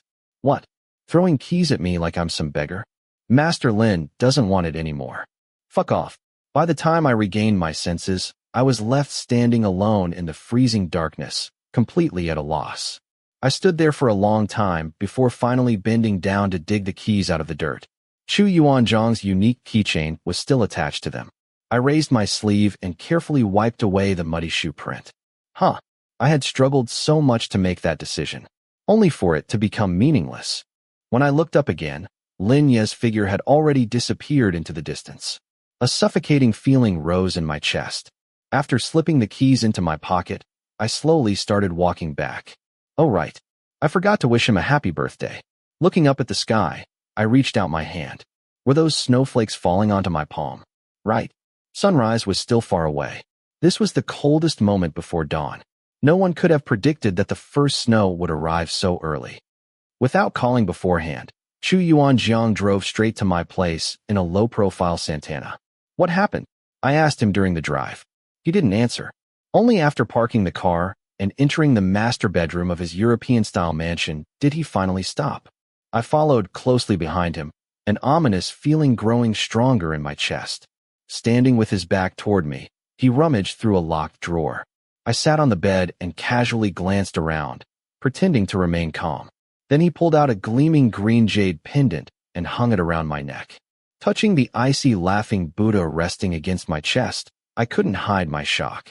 Isn't this the one you had consecrated in Myanmar for protection? Without answering, he sat down beside me. His weight caused the mattress to sink deeply. A cigarette hung between his fingers, but even after several attempts, he still couldn't light it. While I waited for him to speak, he suddenly crushed the cigarette apart with his fingers. Then he pulled open a hidden drawer beneath the bed and entered the password right in front of me. It was a combination of our lunar birthdays. 6 digits total. The first 3 belonged to him. The last 3 belonged to me. I froze when the drawer opened. Inside were stacks upon stacks of cash. The red color of the 100 yuan bills almost made me dizzy. Only then did I finally realize. Something was seriously wrong. Trying my best to sound calm, I asked, "What's all this for?" He somehow pulled out an ordinary-looking bag and began stuffing the bundles of cash into it. "Take it all away so it won't end up benefiting someone else."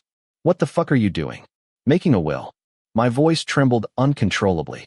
"Yes." "What?" "I don't think I'll survive this time." I grabbed him by the collar and spoke right into his face. "Don't fucking scare me." He looked calm, as though he had already accepted everything and seen through it all. Then he gave me a faint smile. "At worst, it's just death.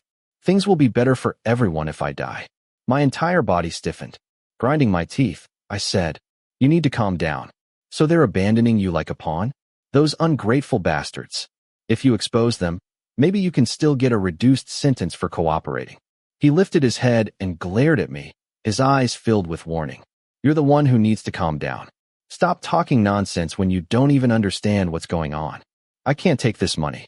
He grabbed my wrist and forcefully shoved the bag toward me. "This is all I can leave you. There's 3 million in total. Every bit of it has already been laundered clean, so nobody can trace where it came from. All my bank accounts are frozen, so I can't use them anymore. As for this jade, wear it for me from now on." I took a deep breath. "My company is worth 200 million on the market, and I own 40% of the shares. Don't panic. I can still sell my stake to get you out." "Nonsense. That won't work. How do you know if we don't try? Isn't that company important to you? Keep it and make it bigger. I fucking built that company because of you. If you end up in prison, what's the point of the business anymore? Stop the bullshit and take the money first." I clenched my teeth. "Fine. I'll come back later." "Don't come back." By the time I finished hiding the money and drove back to Chu Yuanjiang's mansion, it was already midnight. From a distance, I could see police cars surrounding the estate. The sea of flashing red and blue lights illuminating the darkness was so bright it almost turned night into day. The moment I saw that scene, my vision nearly went black. My car swerved violently and almost crashed into a tree. Chapter 13. There was no time to look for a suitable buyer.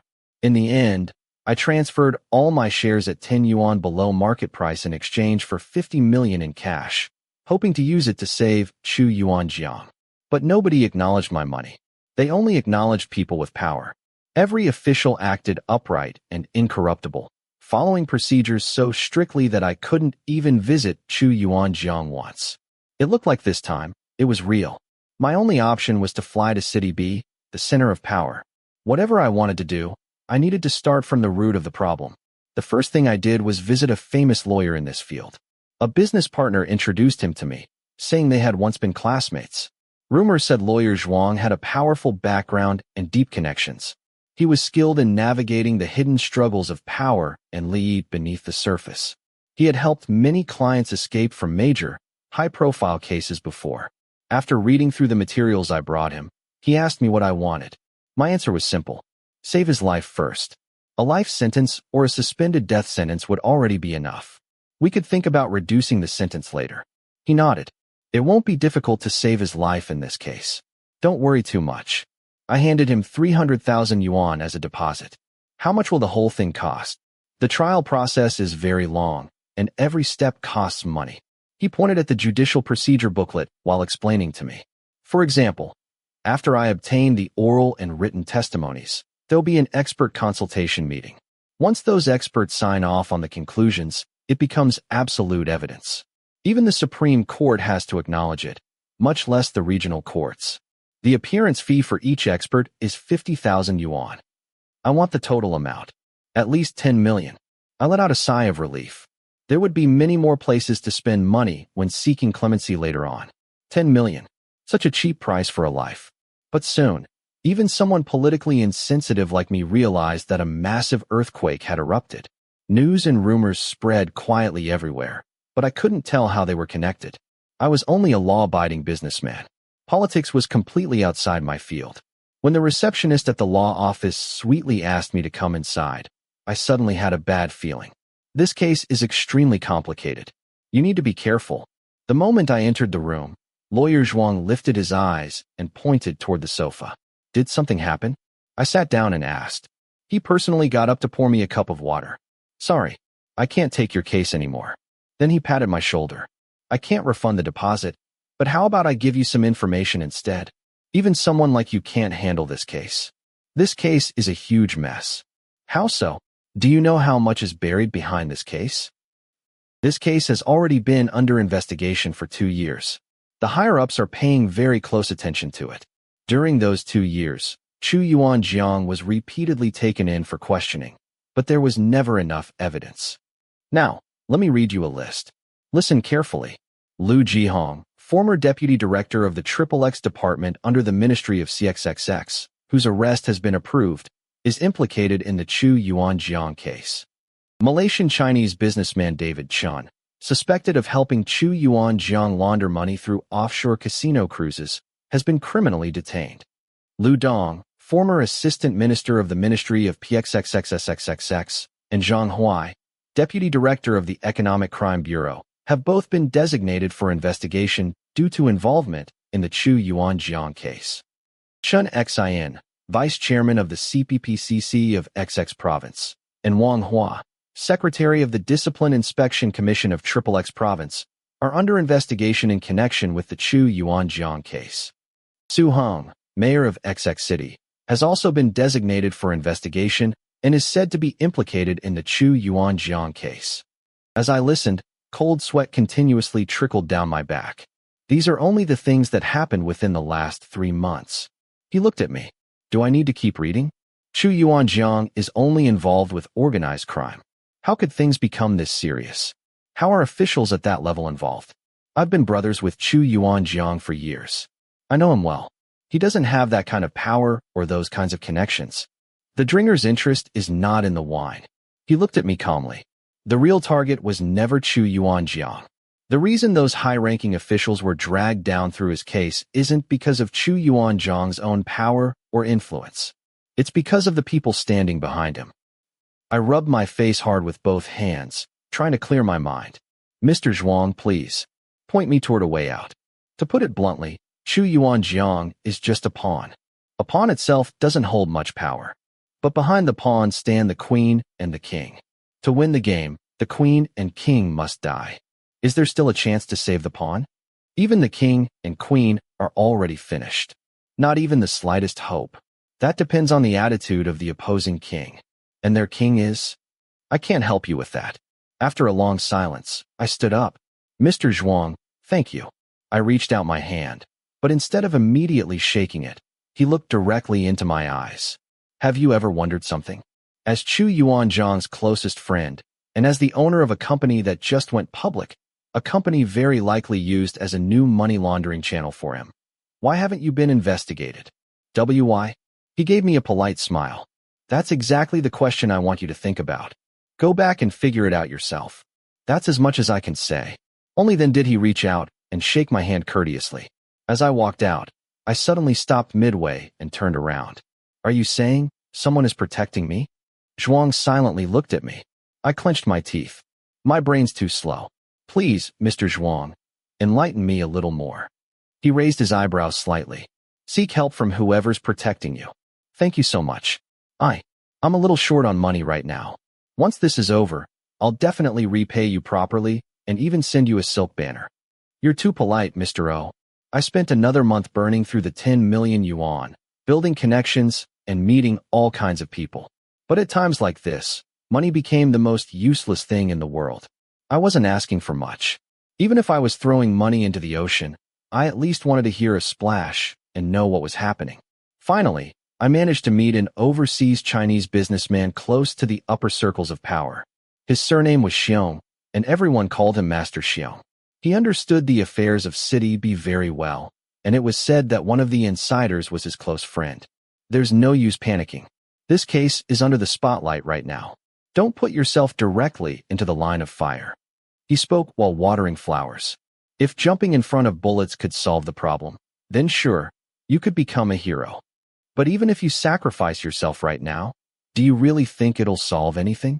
I sat in the garden of his mansion on the outskirts of City B, quietly drinking tea. The bitterness filled my mouth. Even my smile tasted bitter as I replied. I have plenty of strength, but I don't know where to use it. Heh. After running around for so many days, don't you feel tired? I can't let myself rest. You've struggled for so long, but from what I can see, you haven't even found the front porch, much less the actual door. After finishing watering the flowers, he picked up a pair of scissors. The beautiful flowers were utterly destroyed by his gardening skills. I handed him a basket. That's because I've been looking in the wrong places. If I'd come to Master Xiong earlier, I would have found the door long ago. Do you know the Lin family? I shook my head. He put down the scissors and gathered the broken branches into the basket. Then he sat across from me at the tea table, and I filled his cup. The founder of the Lin family rose through military achievements. From the 8th Route Army to the Liberation Army, then the Volunteer Army, Elder Lin was deeply involved throughout. Among the second generation, one son continued in the military and now wears stars on his shoulders. The other son was said to be less talented, so he went into business instead. You know, every year, huge amounts of weapons pass through the Middle East. Someone always has to build the bridges. Once his business became large, well, no man is completely immune to affairs. So young Master Lin had an illegitimate son outside his marriage, and eventually his wife found out. Her family were comrades in arms with Elder Lin, so young Master Lin had no choice but to send the illegitimate son away to the countryside and let him live comfortably as an outsider. The boy could live a wealthy life, but he could never truly be considered one of the Lin family, nor could he touch the family business. So many years have passed now. Young Master Lin's only daughter already married, but neither she nor her husband have any interest in inheriting the family business. Then, the year before last, young Master Lin's wife died from cervical cancer. Managing such a huge business alone without a successor became difficult, so young Master Lin started thinking, perhaps it was time to bring the child from the countryside back home. As for Elder Lin, he never really liked this grandson. But that boy is still the only male descendant of his second son. So Elder Lin gave him a task. Master Xiong looked at me. Understand now. I'm still confused. That countryside town where he was sent just happened to provide him with an opportunity to clean up some family troubles. If he handled it well, he would have a justified reason to return to the family. Otherwise, there would be no chance at all. Is Master Xiong talking about City X? Yep, the countryside. I'm from there too. How come I've never heard anyone mention the Lin family? That kid's name is Lin Yi. Who? Master Xiong frowned. Lin Yi, De Biao, the man beside him, used to work under your brother. De Biao was originally his uncle's bodyguard. He came from the special forces. I froze completely. Somewhere deep inside my chest became unbearably hollow. I felt so sick I wanted to vomit. I heard that Lin Yi was just some loafer. Haha. How could things like this ever be discussed openly? He may act like a loafer, but the people around him certainly aren't. Do you know that even the old gatekeeper at your brother's house worked for Linyi? He really did an incredible job. He completely overturned everyone's impression of him. Not long ago, at his great-grandfather's 80th birthday banquet, he was formally introduced to all of us. Chapter 14. I had no idea how I managed to return to the hotel. I couldn't even feel my feet touching the ground. The moment I entered the room, I collapsed onto the bed and stared blankly at the pale white ceiling, unable to think about anything at all. Master Xiong must have fabricated everything, right? I didn't really believe him anyway. Something pressed heavily against my chest, making it hard to breathe. Before I knew it, I had already picked up my phone, searched for Lin Ye's number, and dialed it. I said nothing. I wanted to hear him say it himself. I wanted him to tell me everything in his own words. Hello. A strange man's voice answered. Baso, who is this? This is De Biao. No wonder the voice sounded familiar. Young Master Just La. I hung up the phone and covered my face with both hands. I had been living a luxurious life for many years now, but the calluses left behind from my days as a street vendor still remained on my fingers. Those rough calluses scraped painfully against my thick skin, yet I felt nothing. But my stomach hurt terribly. I hadn't eaten breakfast, and now the acid in my stomach was surging upward. I got up, changed into an entirely black outfit, and took a taxi back to Master Xiong's mansion. Master Xiong, I'm sorry. I forgot something here. I spoke directly. I think what you forgot was something you wanted to say. Why did you rush away in such a hurry earlier? Master Xiong, I know Linyi. We were even quite close. I know. He smiled. He asked you for a car too, but you refused to give it to him. I froze for a moment. Raising my head, I saw Master Xiong looking at me with a meaningful smile. I clenched my teeth. That was my brother's car. At times like these, whoever's car he drives represents who is under his protection. That way, others won't investigate that direction too aggressively. So if you had given him the car earlier, your brother wouldn't have ended up in such a miserable situation now. Understand? It's actually very easy to understand. You know what kind of environment he lives in every day? Endless conspiracies and schemes. So when someone like him meets a person as straightforward and honest as you, naturally he wants to get close to you. Master Xiong, can you give me his address? Why don't you ask him yourself? Suppressing the turbulence in my chest, I forced myself to reply calmly. I want to give him a surprise. I heard Lin Yi lived together with his father. The house was quite close to Master Xiong's residence, and even the architectural style was similar. The mansion was hidden deep inside a grove of trees. If I hadn't known it was a residence, I would have thought it was some military bunker. Very low profile indeed. I went there directly from Master Xiong's place. The thought of seeing him again immediately made my stomach stop hurting. All my energy suddenly returned. At that moment, I honestly wished I had a knife hidden in my sleeve so I could stab him. De Biao came out personally to receive me. Baso, what an unexpected guest. I raised my eyes and looked at him. De Biao had completely transformed himself. That gangster aura he once carried in City X seemed to have vanished without a trace. Now he wore an expensive suit and genuinely looked like a soldier. I glanced toward the spot on his chest where his tattoos used to be. The skin was smooth and clean, as if he had even undergone laser removal. I took a deep breath. Brother Biao, I'm here to see someone. Baso, you're too polite. Just call me De Biao. Please wait a moment. I had barely warmed the sofa in the living room before De Biao returned and informed me that young Master Lin was willing to see me. Passing through one doorway after another, I realized that although the exterior of the house resembled a bunker, the inside was as magnificent as a royal palace. De Biao gently knocked on a door. Young master, I've brought him here. The door slowly opened. The moment I walked in, I saw a silhouette standing beside the window, bathed in sunlight. My stomach immediately began hurting again. Turning toward De Biao, I said, I want to speak with young Master Lin alone. De Biao remained still until the figure by the window slowly turned around to look at me. Only then did I realize. I had never truly known him at all. His hair now lay obediently against his ears. He wore glasses, along with a sweater layered over a collared shirt. Without those seductive phoenix eyes, I almost wouldn't have recognized him. You may leave for now. He calmly ordered De Biao, without even the slightest expression on his face. The nightclub aura around him had vanished completely. Yes. Why make things so complicated when a single car could have solved everything? The moment the door lock clicked shut, he spoke casually, as though he were merely asking what I had eaten for lunch. I hope a noble man like young Master Lin can forgive my previous offenses. Hearing that, he smiled warmly. But no amount of warmth could hide the coldness in his eyes. Chu Yuanjiang means nothing to me. I don't care about him. At that moment, I wanted nothing more than to rush over and tear his fucking face apart. Where was my little Lin? Where had he gone? Lowering my head, I said. Previously, my blind eyes failed to recognize Mount Tai. He slowly walked toward me. The familiar mint cigarette scent on his body was gone. Now he smelled clean and fresh, almost like a woman. He looked me up and down coldly, then narrowed his eyes. Standing there so obediently now, huh? What a pity. I'm no longer interested. If he hadn't prepared to see me, then why had he let me in? Please name your price. He slowly raised one finger and slightly curved his lips. I assume you don't have it. Forcing myself to continue, I asked. 1,000 won. His smile widened into something warm and gentle, like a spring breeze.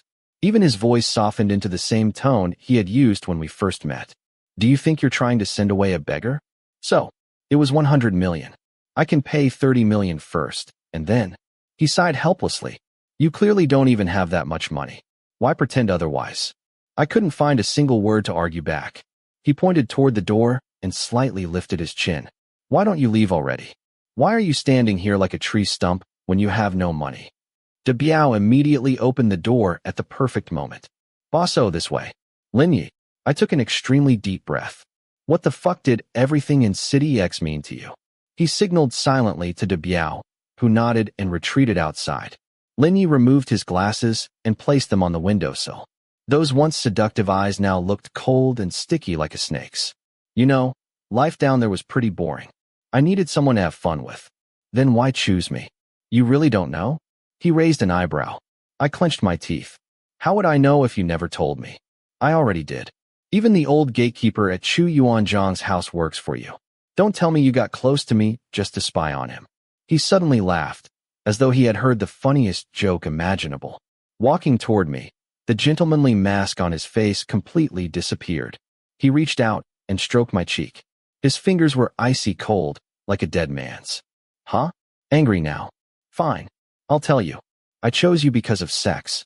Because you have a handsome face, a sexy body, and a stupid brain.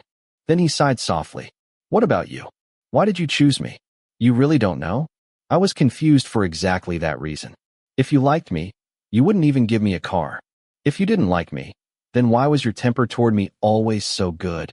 For the sake of our past together, young Master Lin, please point me toward a way out. He narrowed his eyes slightly, his breath brushing against my face. I already pointed one out for you. You took my kindness for granted. You threw keys at me. Did you think I was your whore, sir? That was because my filthy eyes failed to recognize your greatness. Please, generous young master, point out another path for me. He suddenly burst into laughter. Oh Jianjun, I treated you too well. You want another path for me? I already gave you one. What about that 100 million? I don't have it. Then fuck off. Give me a bridge, or at least a flashlight. Otherwise I might fuck off in the wrong direction and fall into a ditch. Why should I care whether you fall into a ditch or not? I took a deep breath and placed my hand around his waist. I'm just afraid of dirtying young Master Lin's shirt. Chapter 15. Before he could say another word, I locked his lips with mine. Grabbing both of his arms, I forced him backward with the kiss. After struggling for a while, and realizing he couldn't break free, he finally began responding to me. As always, he was weak when it came to physical strength. By the time the kiss ended, he was panting heavily. Looking at me with softened eyes, he murmured, "Why are you so horny? The bedroom is over there." So I dragged him toward that door. The moment I pushed it open, De Biao's gun was pointed directly at my head. Bosso, let go of young master. Be careful, otherwise I'm afraid I might hurt you. A sentence without a single pause. He looked completely serious. I had no choice but to release Lin Yi. Standing beside me, Lin Yi slowly and patiently smoothed out the wrinkles on his shirt before speaking calmly to De Biao. Why are you pointing a gun at him? He's my guest. De Biao immediately lowered the gun respectfully. Lin Yi then walked behind me and placed his hands lightly on my shoulders. His lowered eyelashes concealed his eyes. So, you finally came to my home. Let's not talk about unpleasant things anymore. How about I show you the garden? I didn't know this was your house, I replied with a dry laugh. His eyes darkened slightly. This has always been my house. It belonged to me from the beginning. Everything before was merely temporary scenery. The garden is in the back. We can talk while walking. The winding stone path led toward a secluded area. He walked ahead while I followed behind him. Morning dew soaked the hems of his pants, yet he seemed completely indifferent to it. Looking at that slender silhouette ahead of me, I tried to merge the two different versions of Lin Yi in my mind, but I couldn't. One version was a bad-tempered little kitten who constantly stretched out his claws trying to scratch people, yet never truly managed to hurt anyone. The other was a cold, terrifying snake lurking silently in the shadows, waiting for the perfect chance to strike. He seemed to possess countless layers of skin, but beneath every layer was still a monstrous face. The narrow trail was uneven and filled with puddles from the rain. In the end, I had to admit, I had made a mistake. I shouldn't have treated him the same way I treated women, because in the end, he was still a man. Something that had ignited inside my heart this morning was gradually beginning to take shape. After all, I had also clawed my way up from the bottom by stepping over other people. I was no stranger to the filth hidden inside society's rotten corners. I knew perfectly well the kinds of dirty tricks men used against one another behind the scenes. It felt as though time had reversed back to when I had first started my business. Every step had to be calculated, every sentence rehearsed. Even when I clearly understood what others were scheming, I still had to pretend ignorance. I had to deceive everyone. Surrounded by wolves and tigers, everyone only wanted to tear each other apart alive. Lin Yi and I walked side by side beneath the trees, while the Biao followed several steps behind us. See, all the flowers have bloomed. I remember the last time we met, it was still snowing. He stood among the flowers, smiling as brilliantly as the blossoms themselves. Sunlight filtered through the leaves and scattered across his face, making him seem almost unreal, like the shadow of a flower. I stepped closer to him. I remember too. It was your birthday. You wrote on the cake that you wished me good luck and hoped everything would go smoothly. I should thank you for such an auspicious blessing. He smiled at me while holding onto my arm. I didn't expect it to become reality like this. I returned a bitter smile. Are you blaming me? How would I dare? I'm only blaming my own eyes for failing to recognize a true hero. Blind. He laughed softly. Your eyes are incredibly sharp. Do you know how many people desperately want the chance to know me, but never get it? What more could you ask for? I even accepted your cheap, broken bouquet of roses. Heh, true. Very true. Oh, right. What about your company? Is it really okay to leave it behind? He asked, even though he obviously already knew the answer. I sold it. Busy lately? Wasn't I busy trying to save Chu Yuanjiang? I'm so free I'm practically bored to death. You know, I only recently returned home. Everyone wants to bully me and take advantage of me. Are you willing to help me? I raised my eyes and saw him staring deeply into mine. The smile had completely vanished from his face. Only those dark eyes remained, cold enough to freeze my heart. I nodded slowly. I'll do whatever you want me to do. I recently took over a heavy machinery company. It's been operating at a loss for years. Are you willing to work there? To earn you 100 million? He smiled faintly. You really aren't ashamed to say that? A single machine can cost more than 100 million. 100 million is nothing. I want you to turn the losses into profit. At least this much every year. He poked my chest lightly with a finger. What? Scared? I nodded solemnly. Leave it to me. Holding my arm, he continued walking forward. I didn't ask you randomly. You have experience in machinery. Wasn't your previous company quite successful? It even got listed. Heh. I was lucky. You're grounded and practical. That's why you're suited for industry. We can discuss the details over dinner. Sure. De Biao drove us to an upscale private club. After the menu was handed to Lin Yi, he casually passed it to me. You order. This dinner is your welcoming banquet. All right. I immediately ordered nonstop until the entire table was packed with dishes. Under the stylish lighting, the nearby guests sipping wine kept secretly glancing at us. I knew this place wasn't some roadside food stall. People came here for elegance and atmosphere. But since young Master Lin had praised my stupid brain earlier, I figured now was the perfect opportunity to demonstrate exactly how stupid I could be. The corner of Lin Ye's mouth twitched. Are you feeding a pig? You ordered enough for 10 people. Nah, you still don't understand me well enough. How could a pig compare to me? I eat way more than a pig. Then I immediately started devouring the food like a hurricane sweeping across the table. Lin Yi silently put down his chopsticks and stopped eating altogether. Resting his chin on one hand, he simply watched me from across the table. At one point I swallowed too quickly and nearly choked to death. Lin Yi silently pushed a glass of water toward me. Before I could drink, he asked, "Aren't you going to say something?"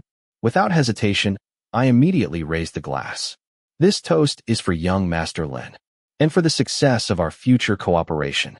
I'll earn you money, and you'll protect my life. I'll empty the cup. You can drink however you like. After saying that, I drained the entire glass and deliberately showed him the empty bottom. Lin Yi had barely lifted his cup to his lips when I resumed devouring food again. He gently placed his cup back onto the table. You're truly impressive. Those who know us understand I brought Basso here. But those who don't probably think I picked up a starving refugee from Africa. Even African refugees have the United Nations feeding them. I'm unemployed and homeless now. I only have you left. You really aren't afraid of embarrassing yourself with those table manners? Relax. Nobody knows me in City B. It doesn't matter. You've been running around everywhere these past few months. It would actually be difficult not to recognize you. I don't want to become famous either. But that's what happens after young Master Lin personally promotes me. Do you know the toughest thing in this world? Nope. Your beard. No way. You're still holding a grudge because it scratched your face last time? The fact that it can still grow through your thick skin is honestly miraculous. I touched my chin, only to end up with oily fingers. Would it kill you to eat slower? I grabbed a napkin and wiped the grease from my face. I've been starving all day waiting for your meal. Then I gave him a bright, greasy smile. I couldn't sleep or eat because I missed you too much. Lin Yi clenched his teeth. Get the bill. I hurriedly waved my hand. Waiter, please bring me some takeaway boxes. Look how many leftovers there are. What a waste. Where exactly do you see leftovers? All that's left are bones and sauce. Hey. It's been a while since I last saw my brother. I kind of miss him. Lin Yi, De Biao will take you there soon. Thanks. I wiped my face again with the towel on the table, stood up under Lin Ye's disgusted gaze, and proudly walked beside him as though I had done absolutely nothing wrong. I'm never bringing you out for a meal again. He spoke in a low voice as we walked outside. Haha. You just want to hide your treasure inside your palace. I understand. So many people were staring at me earlier. How can ordinary nobodies be worthy of admiring my beauty? Please stop embarrassing me. I loudly burped. He glanced sideways at me and took a deep breath. There's rice stuck on your shirt. Where? How come I can't see it? Your collar. Oh, so I picked up the grain of rice and ate it. I walked over to the reception desk. Before I could even speak, the receptionist greeted me with a professional smile. Welcome, sir. The gym is in the west wing, the stadium is in the south wing, the swimming pool is on the fourth floor, and massage and sauna services. I sniffed. Where's the restroom? Before she could answer, Lin Yi grabbed the back of my collar and dragged me away. The moment he shoved me into the car, I couldn't stop myself from smiling. Last winter, when the snow fell, I really had intended to break things off with him. And he probably had the same idea. He had his own hidden plans. I had mine as well. But unexpectedly, after one winter passed, reality forced me to crawl back to him and prove my loyalty. What irony. He needed my help too. So both of us pretended that nothing had ever happened. My level of hypocrisy improved daily alongside the countless masks he wore. His identity had changed. Even the atmosphere around him had changed. He now seemed untouchable, quiet, elegant. But every smile carried intimidation. And strangely, the more he acted this way, the more I wanted to crush him beneath my feet and grind him into mud. Previously, it had all been my negligence. I shouldn't have tolerated him simply because he was beautiful. And even more importantly, I shouldn't have assumed he wasn't a real man just because I wanted to fuck him. Back then, as long as he apologized, a few sweet words were enough to dissolve all my anger. Because I believed he was someone who needed protection. Wild outside, but only able to find peace and freedom with me. I once believed I was his protector. I once believed I was his man, even if our relationship was only about sex. I thought I should pamper him. Thought I should provide him with a broad chest to lean on. But in the end, I was the fool. Even before, I had never truly taken things seriously. Now he was forcing me to play his game. Even if it was only for Chu Yuanjiang. I needed to remain 120% cautious. Fortunately, he still thought I was an idiot. Today, my childish behavior at the dinner table had probably only convinced him further that I was hopelessly stupid. What are you so happy about? He frowned at me, clearly disgusted by the smell of food clinging to my body. I'm happy whenever I see you. I grinned foolishly. You really have no shame, huh? I already promised what I promised you. I won't go back on my word. Do you really need to behave like this? Do you realize how terrible you look right now? You misunderstand me. A person acting overly attentive either wants to steal something or commit adultery. I don't want to steal. You? Haha. I reached out to touch him, only to be pushed away with obvious disgust. Chapter 16. Before going to visit Chu Yuanjiang, I prepared a huge bag full of things for him. Food, drinks, and things to help pass the time. At first, I thought we would be driving back, which would take at least a full day. But instead, De Biao led me directly onto a helicopter parked on the rooftop of Lin Ye's house. Damn, Special Forces training really was no joke. The guy even knew how to fly a helicopter. When we arrived at the City X detention center, De Biao exchanged a few words with the guards, and this time I was finally able to enter smoothly using only my ID card. The moment Chu Yuanjiang walked out, I couldn't take my eyes off him. His eyes looked hollow. His face was pale and sallow. Only the darkness in his gaze remained the same, as always. Yuanjiang. I pushed the large bag of supplies across the table toward him. He took it and sat down, staring at me as though he were the one visiting instead of the detainee. You've gotten so much thinner than before. Seeing him like this unconsciously softened my voice. How can you say that when I should be the one saying it to you? He only lifted the corner of his lips slightly, detached and aloof. I've already accepted my fate. Don't worry about me anymore. I reached out and grabbed his hand tightly. Don't say that. Remember, you still have me. You have to trust me. He had lost so much weight that I could clearly feel the bones protruding from his hand. Just touching him made my chest ache. I bought you a lot of food and drinks. They're all your favorites. Didn't know you had this much influence. He rummaged through the bag with one hand and raised an eyebrow. Of course. He laughed softly, but the smile disappeared almost immediately. What exactly happened? Can you tell me? He lifted those hollow eyes and stared intensely into mine. A faint smile still lingered at the corner of his lips. I submitted the materials to Xinfang this morning. The materials Lin Yi had given me. The ones I knew would trigger another political earthquake. But if I wanted to save Chu Yuanjiang, I had no other choice. Inside the bag was also a folder containing a summary of the materials. I told him, wait for the lawyer's instructions regarding the details. You gave me those materials before you left. Did you forget? You told me to submit them to Xinfang for you. I didn't realize there was so much hidden behind all of this. He sighed deeply. For these past few months, I've been completely lost. I fell so hard that even now my mind still feels numb. Yuanjiang. But it was worth it. His eyes unconsciously narrowed. This life was worth living, Junzi.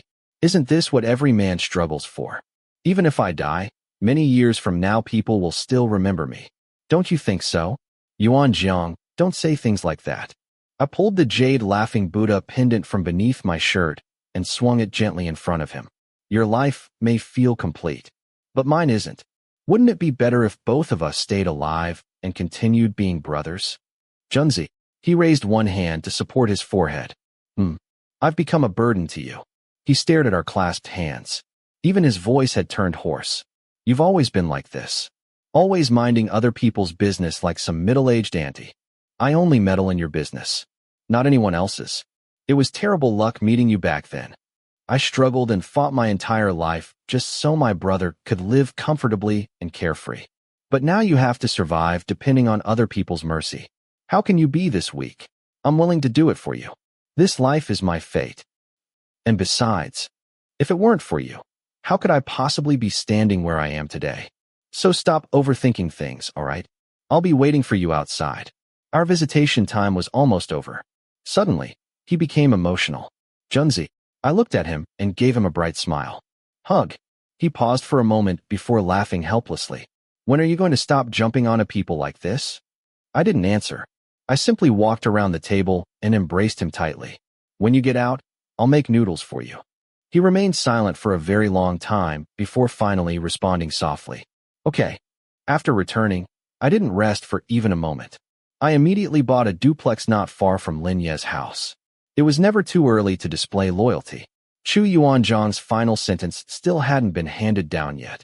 And afterward, there would still be many situations where I would need Lin Ye's help once I started lobbying for clemency after things cooled down in a few years. I had always valued efficiency. The moment I bought the house, I immediately hired a decoration company, selected a warm and comfortable interior design, and paid the entire amount up front. Soon afterward, Lin Yi sent me the documents regarding the new company. Turns out he was the president, and I was the vice president. The following Monday, I put on my newly purchased Armani suit and officially started work. Lin Yi held a grand introduction ceremony for me during the company-wide staff meeting. In less than a week, the entire company understood one thing very clearly. The newly appointed president rarely appeared in the office. Whenever anything required a decision, he would merely wave his hand lazily. Ask the vice president. After observing the company for a week, I realized there were many talented people there who were far more educated than me. Everyone held at least a master's degree from prestigious universities. Too bad nobody actually focused on making money. It wasn't unusual to see employees gathered around tables playing poker during weekends just to qualify for double overtime pay. This company had originally been part of a military-to-civilian conversion program. Old declassified military technologies were modified into civilian machinery and sold commercially. Unfortunately, the converted technologies completely missed market demand. Outside of a few Dongxing companies purchasing products symbolically as support, nobody cared. I discussed restructuring the company with Lin Yi. He only gave me a single principle. No layoffs. Avoid transfers whenever possible. Salaries can only increase, never decrease. Benefits can only improve, never worsen. But profits must rise. I took a deep breath. This assignment definitely wasn't easy, not to mention the annual deficits. Throughout the entire year, every possible holiday became an excuse for company celebrations. March 8th, May 1st, May 4th, Children's Day, Army Day, National Day, Spring Festival, Dragon Boat Festival, Qingming Festival. As long as there was any kind of holiday, the company handed out gifts to employees under the name of holiday benefits. Boxes of apples, the newest smartphones, endless expenses. All I could do was helplessly watch the money flow outward little by little until it became another line labeled operating costs in the financial reports. One time, I went to the administration office to grab some pens. I asked for fountain pens. The director told me they had run out and only rollerball pens remained. I didn't really care and casually told him to prepare some fountain pens next time since we occasionally needed them for formal signing ceremonies. A few days later, a Montblanc fountain pen appeared on my office desk. A diamond ring was even embedded into it. I checked the receipt afterward. Each pen cost 28,000 yuan. The company bought 10 of them, one each for the president, vice presidents, and directors. I nearly gassed myself to death. But such an enormous financial hole wasn't something I could fix overnight. According to Lin Yi, every employee there had some sort of background. You could fire them if you wanted, but you would never know which powerful person standing behind them you might offend. So what he wanted was simple. He wanted the company to operate brilliantly while allowing everyone to enjoy real benefits. I was busy to the point of insanity. Meanwhile, Lin Yi seemed to have completely disappeared and dumped every burden onto my shoulders. Since my hands were tied, I returned to City X and poached back my most reliable former employees. At the same time, I searched everywhere for talents who understood both research and marketing. 3 months passed in nonstop work. Lin Yi occasionally came to inspect the company. He would sit quietly inside his spotless office, reading through my reports behind those gold-rimmed glasses. Wearing formal suits. Elegant and refined. So quiet, he almost felt unreal. I stood beside him waiting for instructions.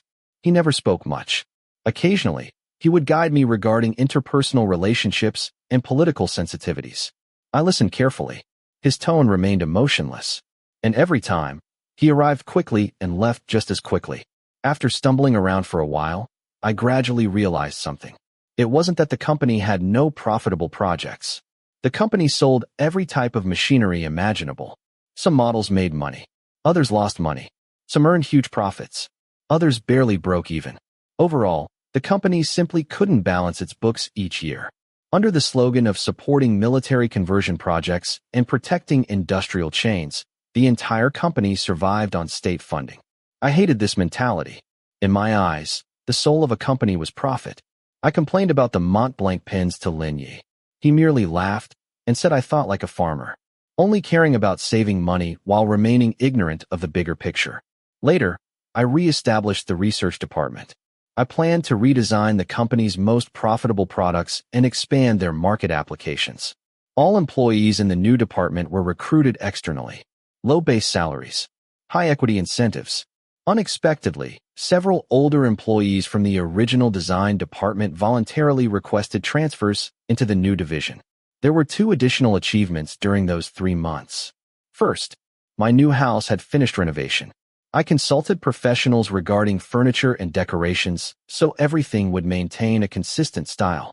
That Cadillac remained locked inside the garage. Instead, I drove a government-issued black Audi. I deliberately adjusted my clothing style toward the appearance of the red hat businessman common in City B. From inside to outside, I completely remodeled myself into one of them. The second achievement was even more important. The several thousand tons of iron ore I had hoarded earlier suddenly skyrocketed in value. From the beginning, I knew company management couldn't improve overnight. The business could wait, but Chu Yuanjiang couldn't. I needed to show Lin Yi visible results as quickly as possible. Back when I operated my previous company, I often became irritated by fluctuating raw material prices. Because of that, I had studied foreign futures markets somewhat. Compared to complicated futures trading, spot goods had one major advantage. No expiration dates. No leverage. My successful bet on iron ore wasn't pure luck either. After all, being in City B naturally gave me access to more information and better connections. After selling those several thousand tons of iron ore, the company's profits instantly doubled on paper. The quarterly report for those 3 months was released right on schedule. Naturally, I used the most glorious wording possible. But I only emphasized one fact. Since I took over management, the company had experienced explosive growth within just 3 months. Profits had increased by 100%. That afternoon, I stepped off a plane after finishing negotiations for a major hydroelectric power project. Just as I hurried back toward the company to continue working, I noticed Lin Ye's car parked outside the entrance. A white Maybach. He leaned against the car door with a cigarette between his lips. Wearing a white shirt and gold-rimmed glasses, he looked quiet and elegant. Through the drifting smoke, those elusive eyes landed on me. "What are you rushing around for, bosso?" His tone carried no emotion. "Young Master Lin."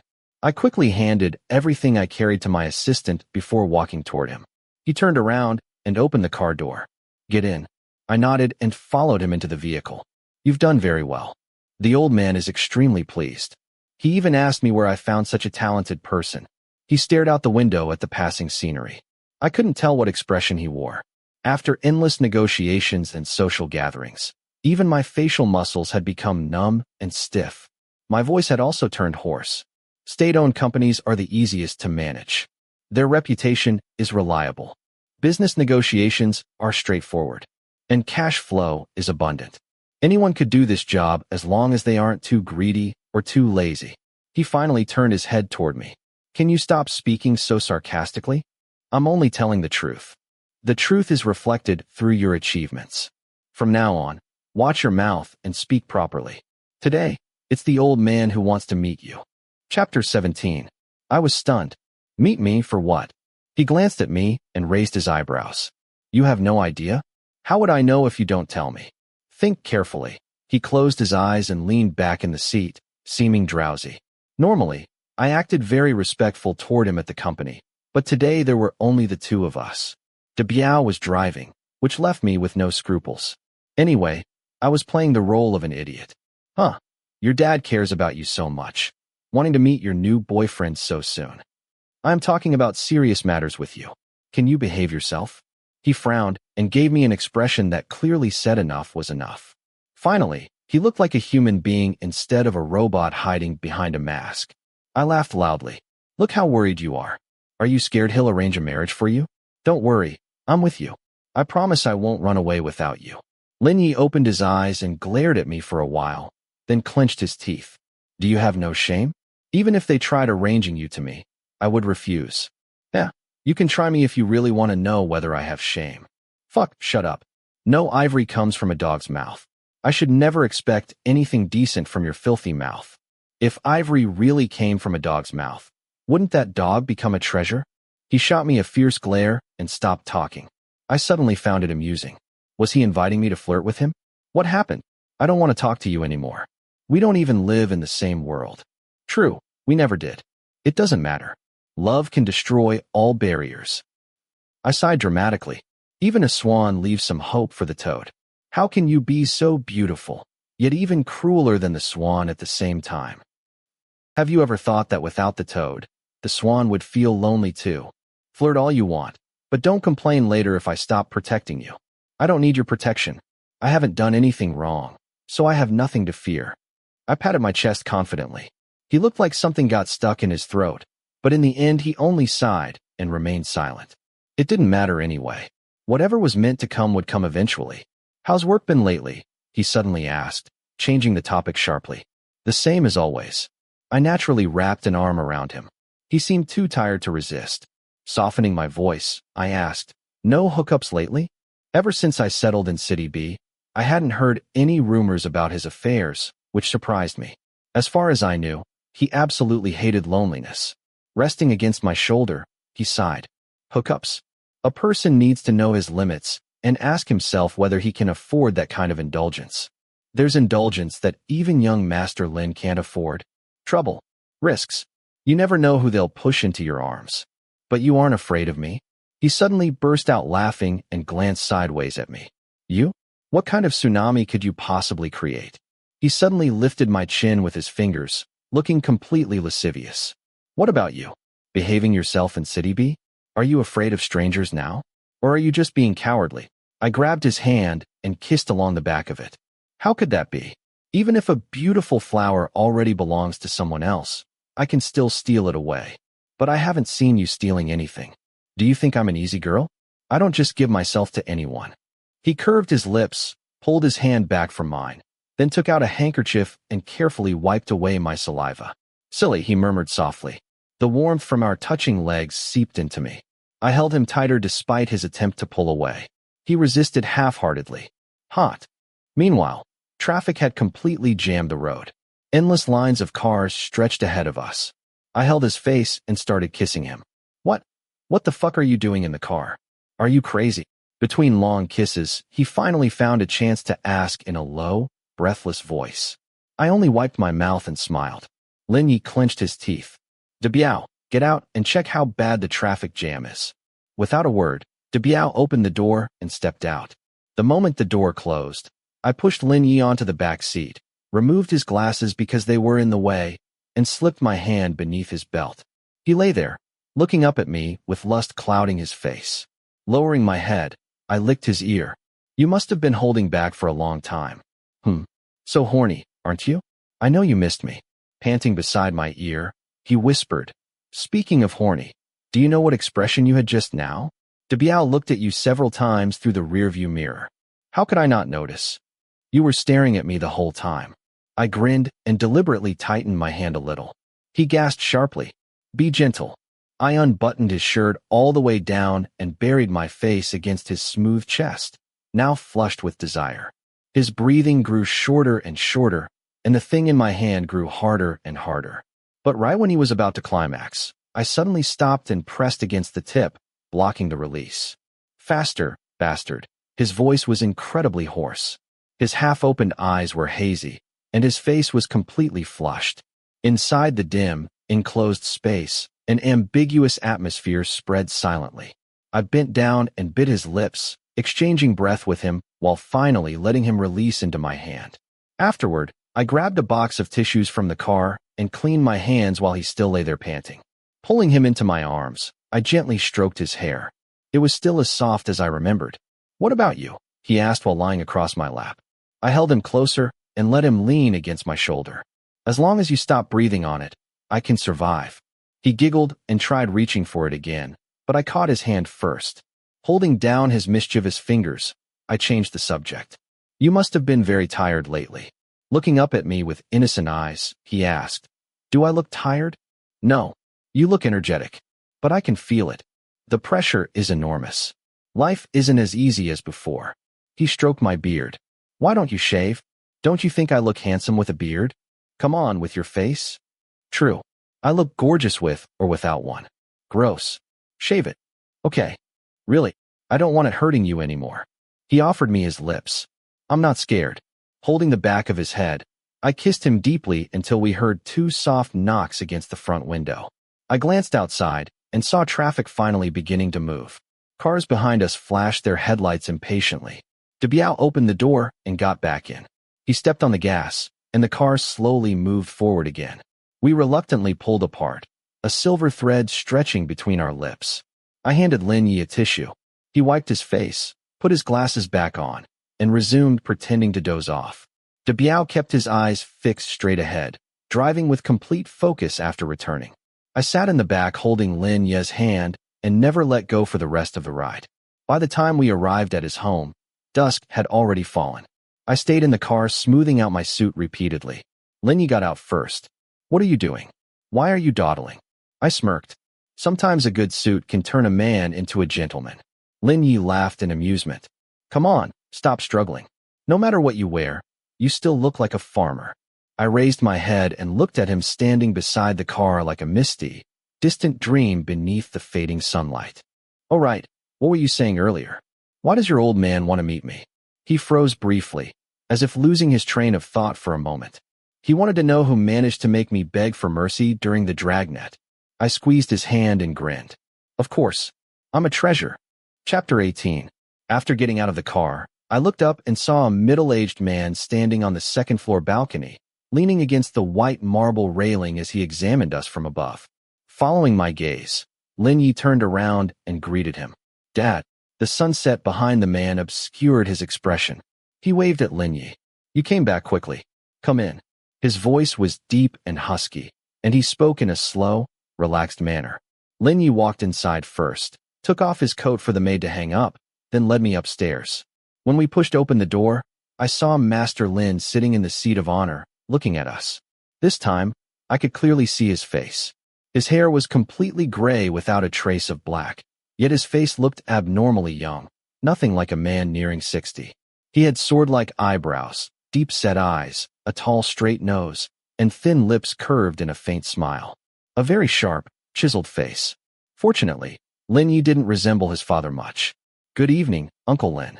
I stepped forward wearing the perfect, respectful smile of a younger generation. So this is Jin Jun. I was away on business before and didn't have the chance to invite you earlier. He nodded kindly at me. I hurriedly replied, You are too humble, Uncle Lin. I've been in City B for quite some time already. I should have come to visit you long ago. Master Lin pointed toward the chairs. Please sit. Lin Yi and I sat down. Master Lin smiled warmly. Look at this handsome young man. Are you getting used to living in City B? Everything's been good. I bought a house nearby a while ago and have already moved in. It's very comfortable. It's good to be young. You adapt to new environments so easily and are full of energy. Just looking at you young people makes me jealous. No way. I think you look healthier and more energetic than many of us. As we chatted, dishes were served one after another. Lin Yi, pour the drinks. Master Lin instructed while pointing at the empty cups. That's too much trouble. Let me do it instead. But Lin Yi pressed a hand against my shoulder and stood up first. He quickly opened a bottle of Mao Tai and poured full cups for both his father and me, the liquor reaching right to the brim. You're the guest today. Sit down. Come, let's drink this first. Master Lin didn't put on any airs. He lifted his cup and smiled.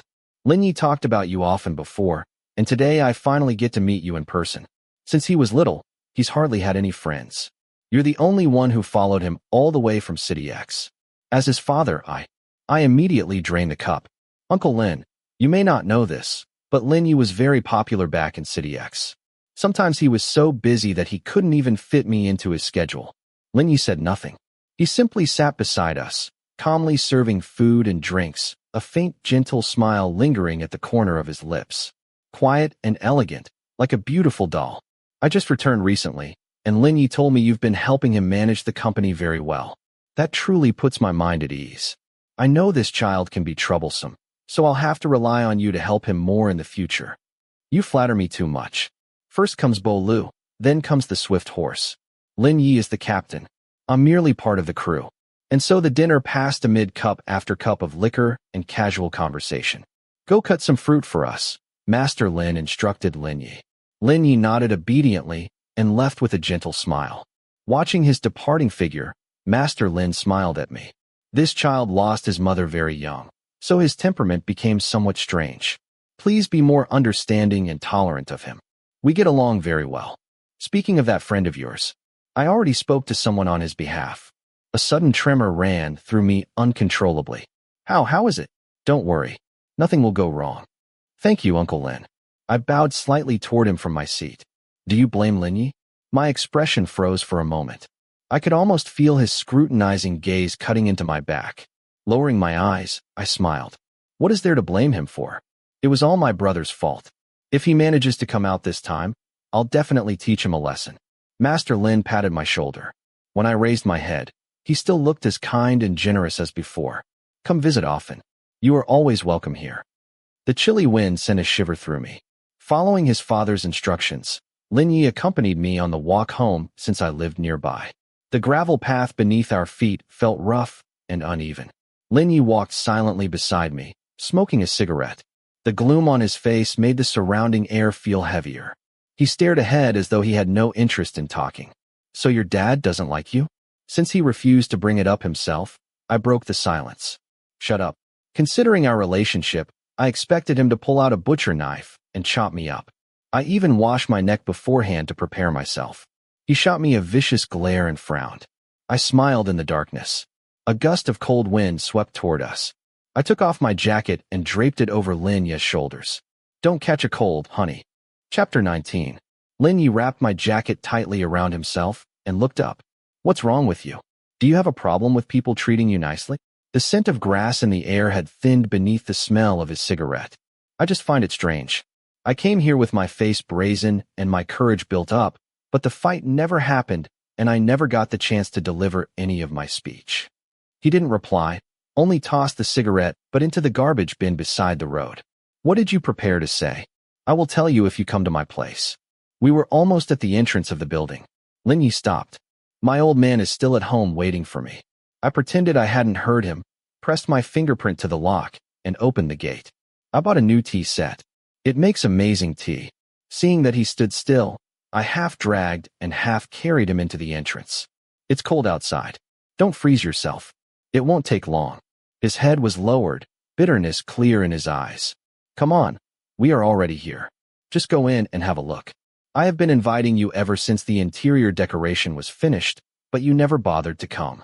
I took his hand and pressed the elevator button. He followed quietly with my jacket draped over his shoulders. When we arrived at my door, I held him with one hand and opened it with the other. Come on, come in. I closed the door once he was inside, turned on the lights, and asked casually, what do you think of my place? Meh. I took a pair of slippers from the shelf and set them beside his feet. When I looked up, I saw him gazing down at me. I smiled and carefully lifted one of his feet, then removed his shoe. I could feel the coldness of his feet through the socks. I warmed them with my hands before slipping them into the clean cotton slippers. I let go and stood up, speaking in a gentle voice. Come sit inside. He was blank for a second, seemingly lost in the moment, then nodded listlessly. I changed into my own slippers behind him, then suddenly stepped forward and embraced him from behind. His body, just like his feet, was icy. What's wrong? Maybe your dad was satisfied with me and thinks we are a perfect couple. What do you think? I rubbed my beard against his cheek. He let out a low hum from his throat. How dare you say that? I only dare to say it to you. I kissed his neck. No matter what, now that we have your dad's approval, Can you just shut up? Are you even capable of talking like a normal person with that bird brain of yours? He suddenly turned around and shoved me away, shouting. I was stunned for a moment, then laughed. How can a bird brain talk like a human? You? I scratched my head and lowered my voice. Sorry. I will make tea for you. He threw me a glare and sat on the sofa, holding his forehead. But the way you looked in your home was so nice, I grinned. If only you had that good temper with me in the future. While I was preparing the tea, he walked into the room to watch me, leaning against the wall. I turned around. Go back and rest. It will be ready soon. He found a cigarette, lit it, and smoke rose in the closed space. With his glasses on, he looked even more enigmatic. Have I not treated you well? He asked. I focused on the task in my hands and didn't answer. If I hadn't treated you well, you would have been fucking ruined a long time ago. I am telling you. I walked over to him, reached out, and touched his nose. He didn't dodge, so I took off his glasses and set them on the counter. What are you doing? He squinted. There will be a lot of steam when I make the tea in a moment. This way your glasses won't fog up. Maybe it was because he had just lost his glasses, but his eyes looked foggy, until I held a full cup of fragrant tea to his lips. Try it. He took it, took a sip, then lowered his eyes. It's bitter. I stood in front of him and held his face. First it tastes bitter, then it becomes sweet. I don't feel it, he replied coldly. I know you treat me well. I looked at him sincerely. But you always find new ways to torture me. My heart is not made of iron. If you cut it with a knife, it bleeds. If you keep cutting it, it will eventually die. I have no idea what happened at your home today, and you refused to tell me. I asked you, but you told me to shut up. I gave up asking and tried to cheer you up instead, but you shouted at me. I raised my eyes and stared into his. If you really think I am not right for you, what on earth do you want to say? You will never need to worry about the company. I will take care of everything for you and turn it into your gold mine, one you can use anytime and for any amount. A kiss came as naturally as breathing. We swallowed each other's breath. Nowadays, the most abundant thing is talent. Do you really think you are somebody now? He grabbed my hair with the hand holding the cigarette. The only thing I could see in his eyes was coldness and aloofness. I slowly took the half-spilled cup and set it aside, then knelt down at his feet. I unzipped his zipper, freed his cock, and began serving him wholeheartedly with my mouth. Something burning fell on my face. I raised my eyes without changing position and saw him clenching the cigarette, suppressing his heavy breaths. The panting only made the cigarette burn faster. A long section of ash had just fallen onto my face. I spat out what he had released in my mouth and used it as lube while he was still lost in satisfaction. I explored him. With a sudden realization, he tried to shove me away. I locked his legs with my arms. His pants had already fallen beside him. I tried to push a third finger fully inside him, rotating gently. The lewd, watery sounds filled the quiet room. He could no longer stand straight and began shoving me with full strength. As I dragged him into the bedroom, he seemed to finally realize what was happening and started to fight and struggle. His nails left bloody marks on my face, but I only licked my lips and threw him onto the bed. I took off my clothes and pinned his body beneath mine. He kicked my chest, but I caught his ankle and spread his legs apart. He gasped desperately for air. What the fuck are you doing? I am not in the mood today. I pulled up his shirt and kissed my way up his body. Pinning him to the bed, I moved my fingers inside him, which was already very slick and wet. He struggled like a dying fish on the cutting board. What the fuck is wrong with you? Oh Jun, get the fuck out of me. Cold sweat dripped from my forehead. The half that was forced inside him was squeezed too tightly. I gasped and slapped his butt. Relax. You. He pushed against my chest, trying to resist. Everything you told me was bullshit. Didn't you say you would wait? I can't wait anymore. I have been thinking about it ever since I saw you at dinner at your home. You bastard fuck. Get out. He wasn't able to finish the sentence, because I found the right angle in his struggle and finally thrust all the way to the deepest part of him. He looked at me, panting heavily. Redness spread from his face all the way to the corners of his eyes. I took his hands and placed them on my face. Curse me so I can feel less guilty. Chapter 20. It had been a long time since I had last driven that Cadillac. He sat in the passenger seat, staring blankly out of the window while I was about to drive him home. Do I still have the smell? I leaned toward him and sniffed. You smell all right. Of course, he had just taken a shower. He closed his eyes. His voice was cracked from the torment earlier. Stay away from me. I smiled and started the car. When we were still a distance from his place, I stopped the car and unfastened my seatbelt. Drive this car back. It's better that I don't go with you. I will get off. I held his hand. It's probably not a good idea for you to walk home right now. Just drive back. After some struggle, he finally agreed. Then fuck off. I am fucking off. Remember to come see me tomorrow. Before I left, I reminded him through the front window. He looked ahead, holding the steering wheel. For what? To butcher you. I laughed. Sure. I will wait for you. He rolled up the window, stepped on the gas, and drove away. As the car quickly disappeared from sight, I finally let my smile fade and gradually became expressionless. Rubbing my face to relax my stiff muscles, I sneered at the split personality I had developed from following him for too long. I turned around and slowly walked back. My steps were heavy. For months, I had not been able to sleep soundly or taste food properly. What needed to be done was being done, and what was coming had already come as expected. The relationship between Lin Yi and his father might have been very different from what others imagined. Under the high moon in the sky, I kicked the small stones by the roadside as I walked back, deep in thought. Today, Master Lin treated me to more than just a meal. He told me he could save Chu Yuanjiang, and in return, I packaged and offered him my stance. I seemed to have become a pawn for both the father and the son in their struggle against each other. One used me as a symbol of rebellion, the other as a bargaining chip. I lit a cigarette from the box Lin Yi had forgotten there. I exhaled a series of smoke rings, my footsteps echoing in the quiet, empty night. The overlapping shadows of trees ahead dragged my thoughts back to that tempting scene from earlier. His half-open red lips, his trembling, broken moans, his resentment and suppressed rage that he could not vent on me. All of it turned into surrender beneath me again and again. The red marks he had scratched on my back would probably take a long time to heal.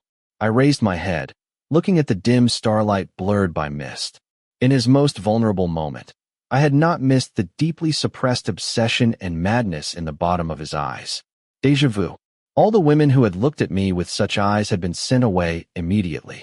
But with him, I would have to keep tormenting him, until the day Chu Yuanjiang was completely free. After that day, I never saw Lin Yi again, but the hearings for Chu Yuanjiang's case proceeded as scheduled. I never missed a single trial. Sitting in the family seating area, I could sometimes meet Chu Yuanjiang's eyes from a distance. All I could do was nod and stare back. The final trial ended as expected. After a list of death penalties for organized crime, he alone received a life sentence and a fine of 150 million. I was satisfied. After that, he began serving his sentence in City X prison. Bosso, young master asked you to come.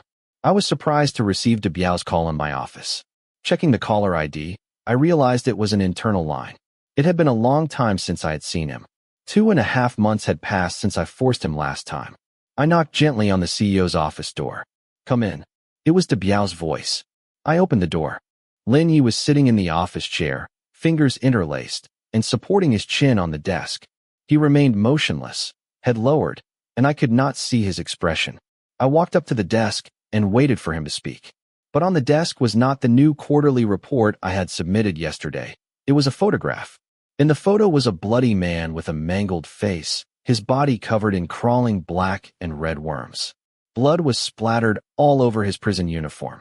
After a brief hesitation, I realized the man was not Chu Yuanjiang. I was certain, but my body still froze, overwhelmed by a strong sense of foreboding. Lin Yi sighed, still staring at the photo. His voice was as cold and detached as always. A sharpened toothbrush pierced through this man's left eye. Then he fell onto a cloth hook, and his brain spilled all over the floor. I picked up the photo. Do you know who he is? He raised his eyes. Those fierce, gloomy, snake-like eyes. I don't know. Lin Yi suddenly smashed the Qinghua porcelain pen holder beside him onto my head. Han Dong worked for me for years. And this is how he ended up. Oh Jin Jun, what do you want me to explain to my men? The pen holder shattered on the floor, pins scattering everywhere. I forced my eyes open despite the blood running down my forehead, blurring my vision. I asked, who did it? He gave a grim sneer. Who did it? Are you fucking retarded? Who else could it be except that motherfucking Chu Yuanjiang? Only then did I realize that both Chu Yuanjiang and Han Dong were serving time in City X prison. I took a deep breath. Where is Chu Yuanjiang right now? Lin Yi narrowed his eyes at me. This is your attitude? You're not even going to ask if I'm okay first. Even if Chu Yuanjiang is at fault, the primary responsibility lies with the prison's management. Well, he pointed at me. Just you wait. Then he stormed out. I grabbed De Biao as he followed him. Brother Biao, where is Yuanjiang right now? De Biao glanced at me. In XX hospital. I bought a ticket that same afternoon and flew to City X. I was never a man of principle in front of Lin Yi. I could compromise on anything, but my only bottom line was Chu Yuanjiang. Without that bottom line, everything else was meaningless. Even though I arrived in person, I still couldn't see him. The process for visiting a patient in City X Central Prison Hospital was even more complicated than visiting a prisoner. After many inquiries, I finally learned that Chu Yuanjiang was still in a coma. The doctor said he had been pushed down a staircase during a fight with Han Dong. His arm was broken, and his spine had suffered multiple injuries. Chapter 21. As I was anxiously waiting, an unexpected call came in. Jin Jun. The voice on the other end was calm, in its usual slow, relaxed manner. Uncle Lin. How is your friend? He is still in the emergency room, but the doctor says his condition is no longer life-threatening. Good. Don't worry too much. Stay there and take good care of him. It's fine to leave the company for a few days. Thank you for your understanding, Uncle Lin, but the hospital is not allowing me to see him. Nonsense. How can they not allow a visit to a patient? Thank you for helping with this. Did Lin Yi talk to you? Yes. What did he say? I hung up the phone and let out a long sigh. Soon after, my application was approved, and I received permission to enter the ward. I quickly went downstairs to buy some daily necessities like towels and a plastic basin. I was told he still had not woken up, but no matter what, I wanted to stay by his side. I entered the room and saw infusion bottles hanging above the bed, with needles inserted all over his body. His arm was in a plaster cast, half suspended on a support rack. I hurried over and bent down to observe him closely. He lay there silently with an ashen face, as if he had lost the last trace of life. An oxygen mask covered his mouth and nose, and beneath it I could see the bruised corner of his lips. 9 stitches crawled across his brow bone like an ugly centipede. I stared at him for a long while before standing up and setting down everything I had bought. I placed the basin on the bedside table, soaked a towel, wrung it out, and gently wiped his face. A nurse's voice came from behind me. Sir, are you his family? Please help me lift his leg. I turned around and saw a nurse holding a long tube connected to a bag, while another nurse was trying to remove Chu Yuanjiang's hospital pants. What treatment is this? I asked, putting the towel down. We are going to insert a catheter. I quickly helped her pull off his hospital pants and lifted one of his legs onto my shoulder. Lower it a bit. Okay. I crouched down, supporting myself against the bed while holding Chu Yuanjiang's leg. Is this enough? Yes. The nurse inserted the catheter skillfully in 2 seconds. Just as I was about to lower his leg, she stopped me. Wait, I still need to apply medicine to his wounds. Oh, sir, I need a greater angle. I spread his legs wider, not paying attention to the dark area between them. The nurse squeezed ointment onto her glove and applied it deeper inside. She said while working, the rectum was torn pretty badly, and the muscles near the anus were necrotic. Remember, only liquid food after he wakes up. What was necrotic? You can come and see for yourself. She pushed aside the pubic hair and revealed the hidden, ugly wounds. She pointed at them. This is a cut. These are 3 stitches, which will be removed in a week. I felt as if my entire body had been drenched in ice water. What caused this? Something rigid. It's hard to say exactly what it was. Something exploded in my mind. I rushed to the rooftop after making sure Chu Yuanjiang was settled and immediately called Lin Yi. Who did it? Han Dong. It was De Biao's voice. I froze for a second. Where is Lin Yi? Young master is grounded at home. I took a deep breath.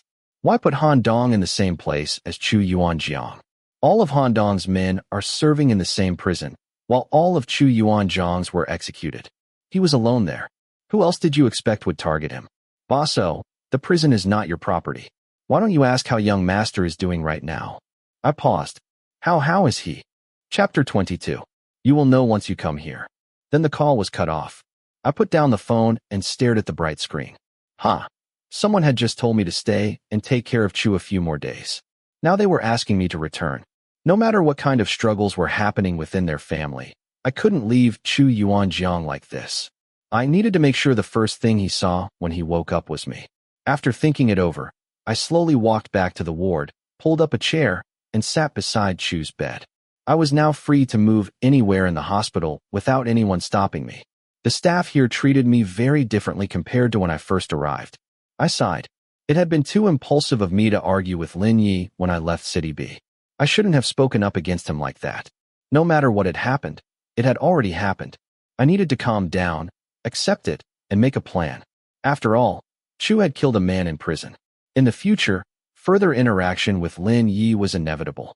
But only when I arrived in City X and saw him with my own eyes did I realize the cold sweat on my back had already dried. He was in a terrible condition, but it wasn't completely hopeless yet. Sunlight filled the room with a pale, thin glow, making his ashen face look even more lifeless. Chu Yuanjiang's hair had been completely shaved. I looked at him carefully and gently stroked his head. He lay there quietly, giving no response. I took his arm and carefully massaged his palm. From what I could tell, the aftermath of this incident wasn't beyond recovery, but the hope was not great. If things didn't improve, then these days might be the last we ever spent together. That thought made my chest ache painfully. Even when the police had trapped him in their net, I had convinced myself I could save him. Even when I had knelt in front of Lin Yi, I had refused to submit in my heart. But now, I no longer had that confidence. If he was gone, should I still keep the company? But what would be the use of money? If he was gone, no matter how successful I became, who would care? How would I prove myself? If he was gone, then I was nothing but a coward, a man who couldn't even save his brother. How could I live with that shame? I handled some company calls and rearranged personnel. The rest of my time was spent in the ward, watching nurses give him nutrition injections, changing bandages, and treating his wounds. I helped by washing his face and cleaning his body. The day he opened his eyes, the first thing he saw was me. I was washing a towel in the basin. When I wrung it out and turned back to continue cleaning Chu's legs, I froze. He was awake.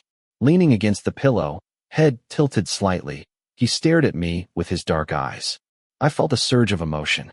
Yuanjiang, you're awake? His eyelashes moved slightly. I understood immediately. I poured a glass of water and carefully held it to his lips. He couldn't swallow properly yet, so he only licked the water from the rim. He tried to speak, but no sound came out. I quickly wiped his lips. No need to talk. Just rest. I'm here. His dark eyes, once sharp and intense, were now dull and unfocused. His pupils were wide, as if still in a daze. I sat by the bed, holding his hand tightly. It's okay. Everything will be fine. We can apply for medical parole. His fingers twitched slightly, and I tightened my grip. The doctor gave him a full examination, followed by medication, injections, and liquid nutrition. On the second day, after resting for a while, he finally managed to speak. Junzi. Yeah, I'm here. I walked to the bedside and gently adjusted his blanket. You awake? Did you sleep well? His voice was extremely hoarse. I want noodles. I'm boiling the water. Wait a moment. I had brought a small induction cooker the day before. It was plugged in at the bedside, steam already rising from it. He nodded. When the water boiled, I cracked an egg into it, stirred in the noodles, and added napa cabbage and shrimp shells. Before serving, I drizzled a few drops of sesame oil on top. Let it cool a bit. We'll eat later. I want to eat it now.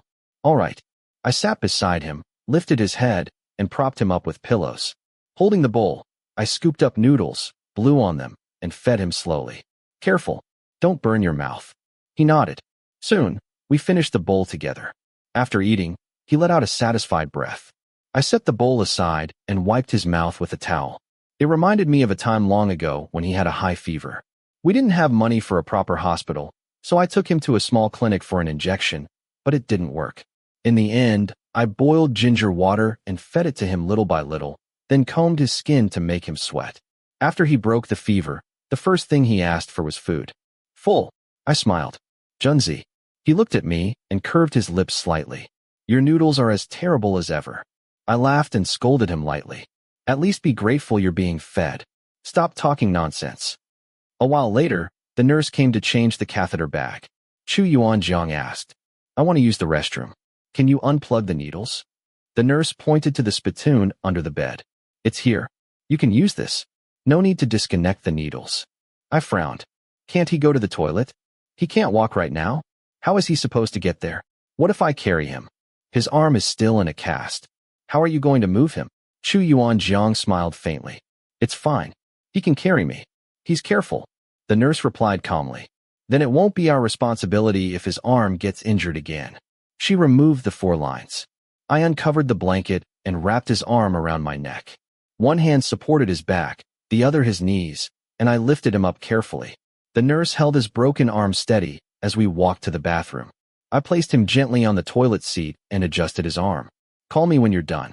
I stepped out, and the nurse waited with me outside. It's troublesome to keep carrying him like this. Just let him use the room. You can't spoil a patient. He won't accept that. He has a strong sense of pride. Yes, but that kind of pride only brings him pain. After a while, he called from inside. Junzi. I opened the door and went in, lifting him again. His expression looked slightly odd. Who's been treating my wounds these days? The head nurse, I replied. The first day it was her. After that, I've been doing it. She said I needed to learn how, since I'll have to take care of you after you leave the hospital. Oh, I carried him back to the ward.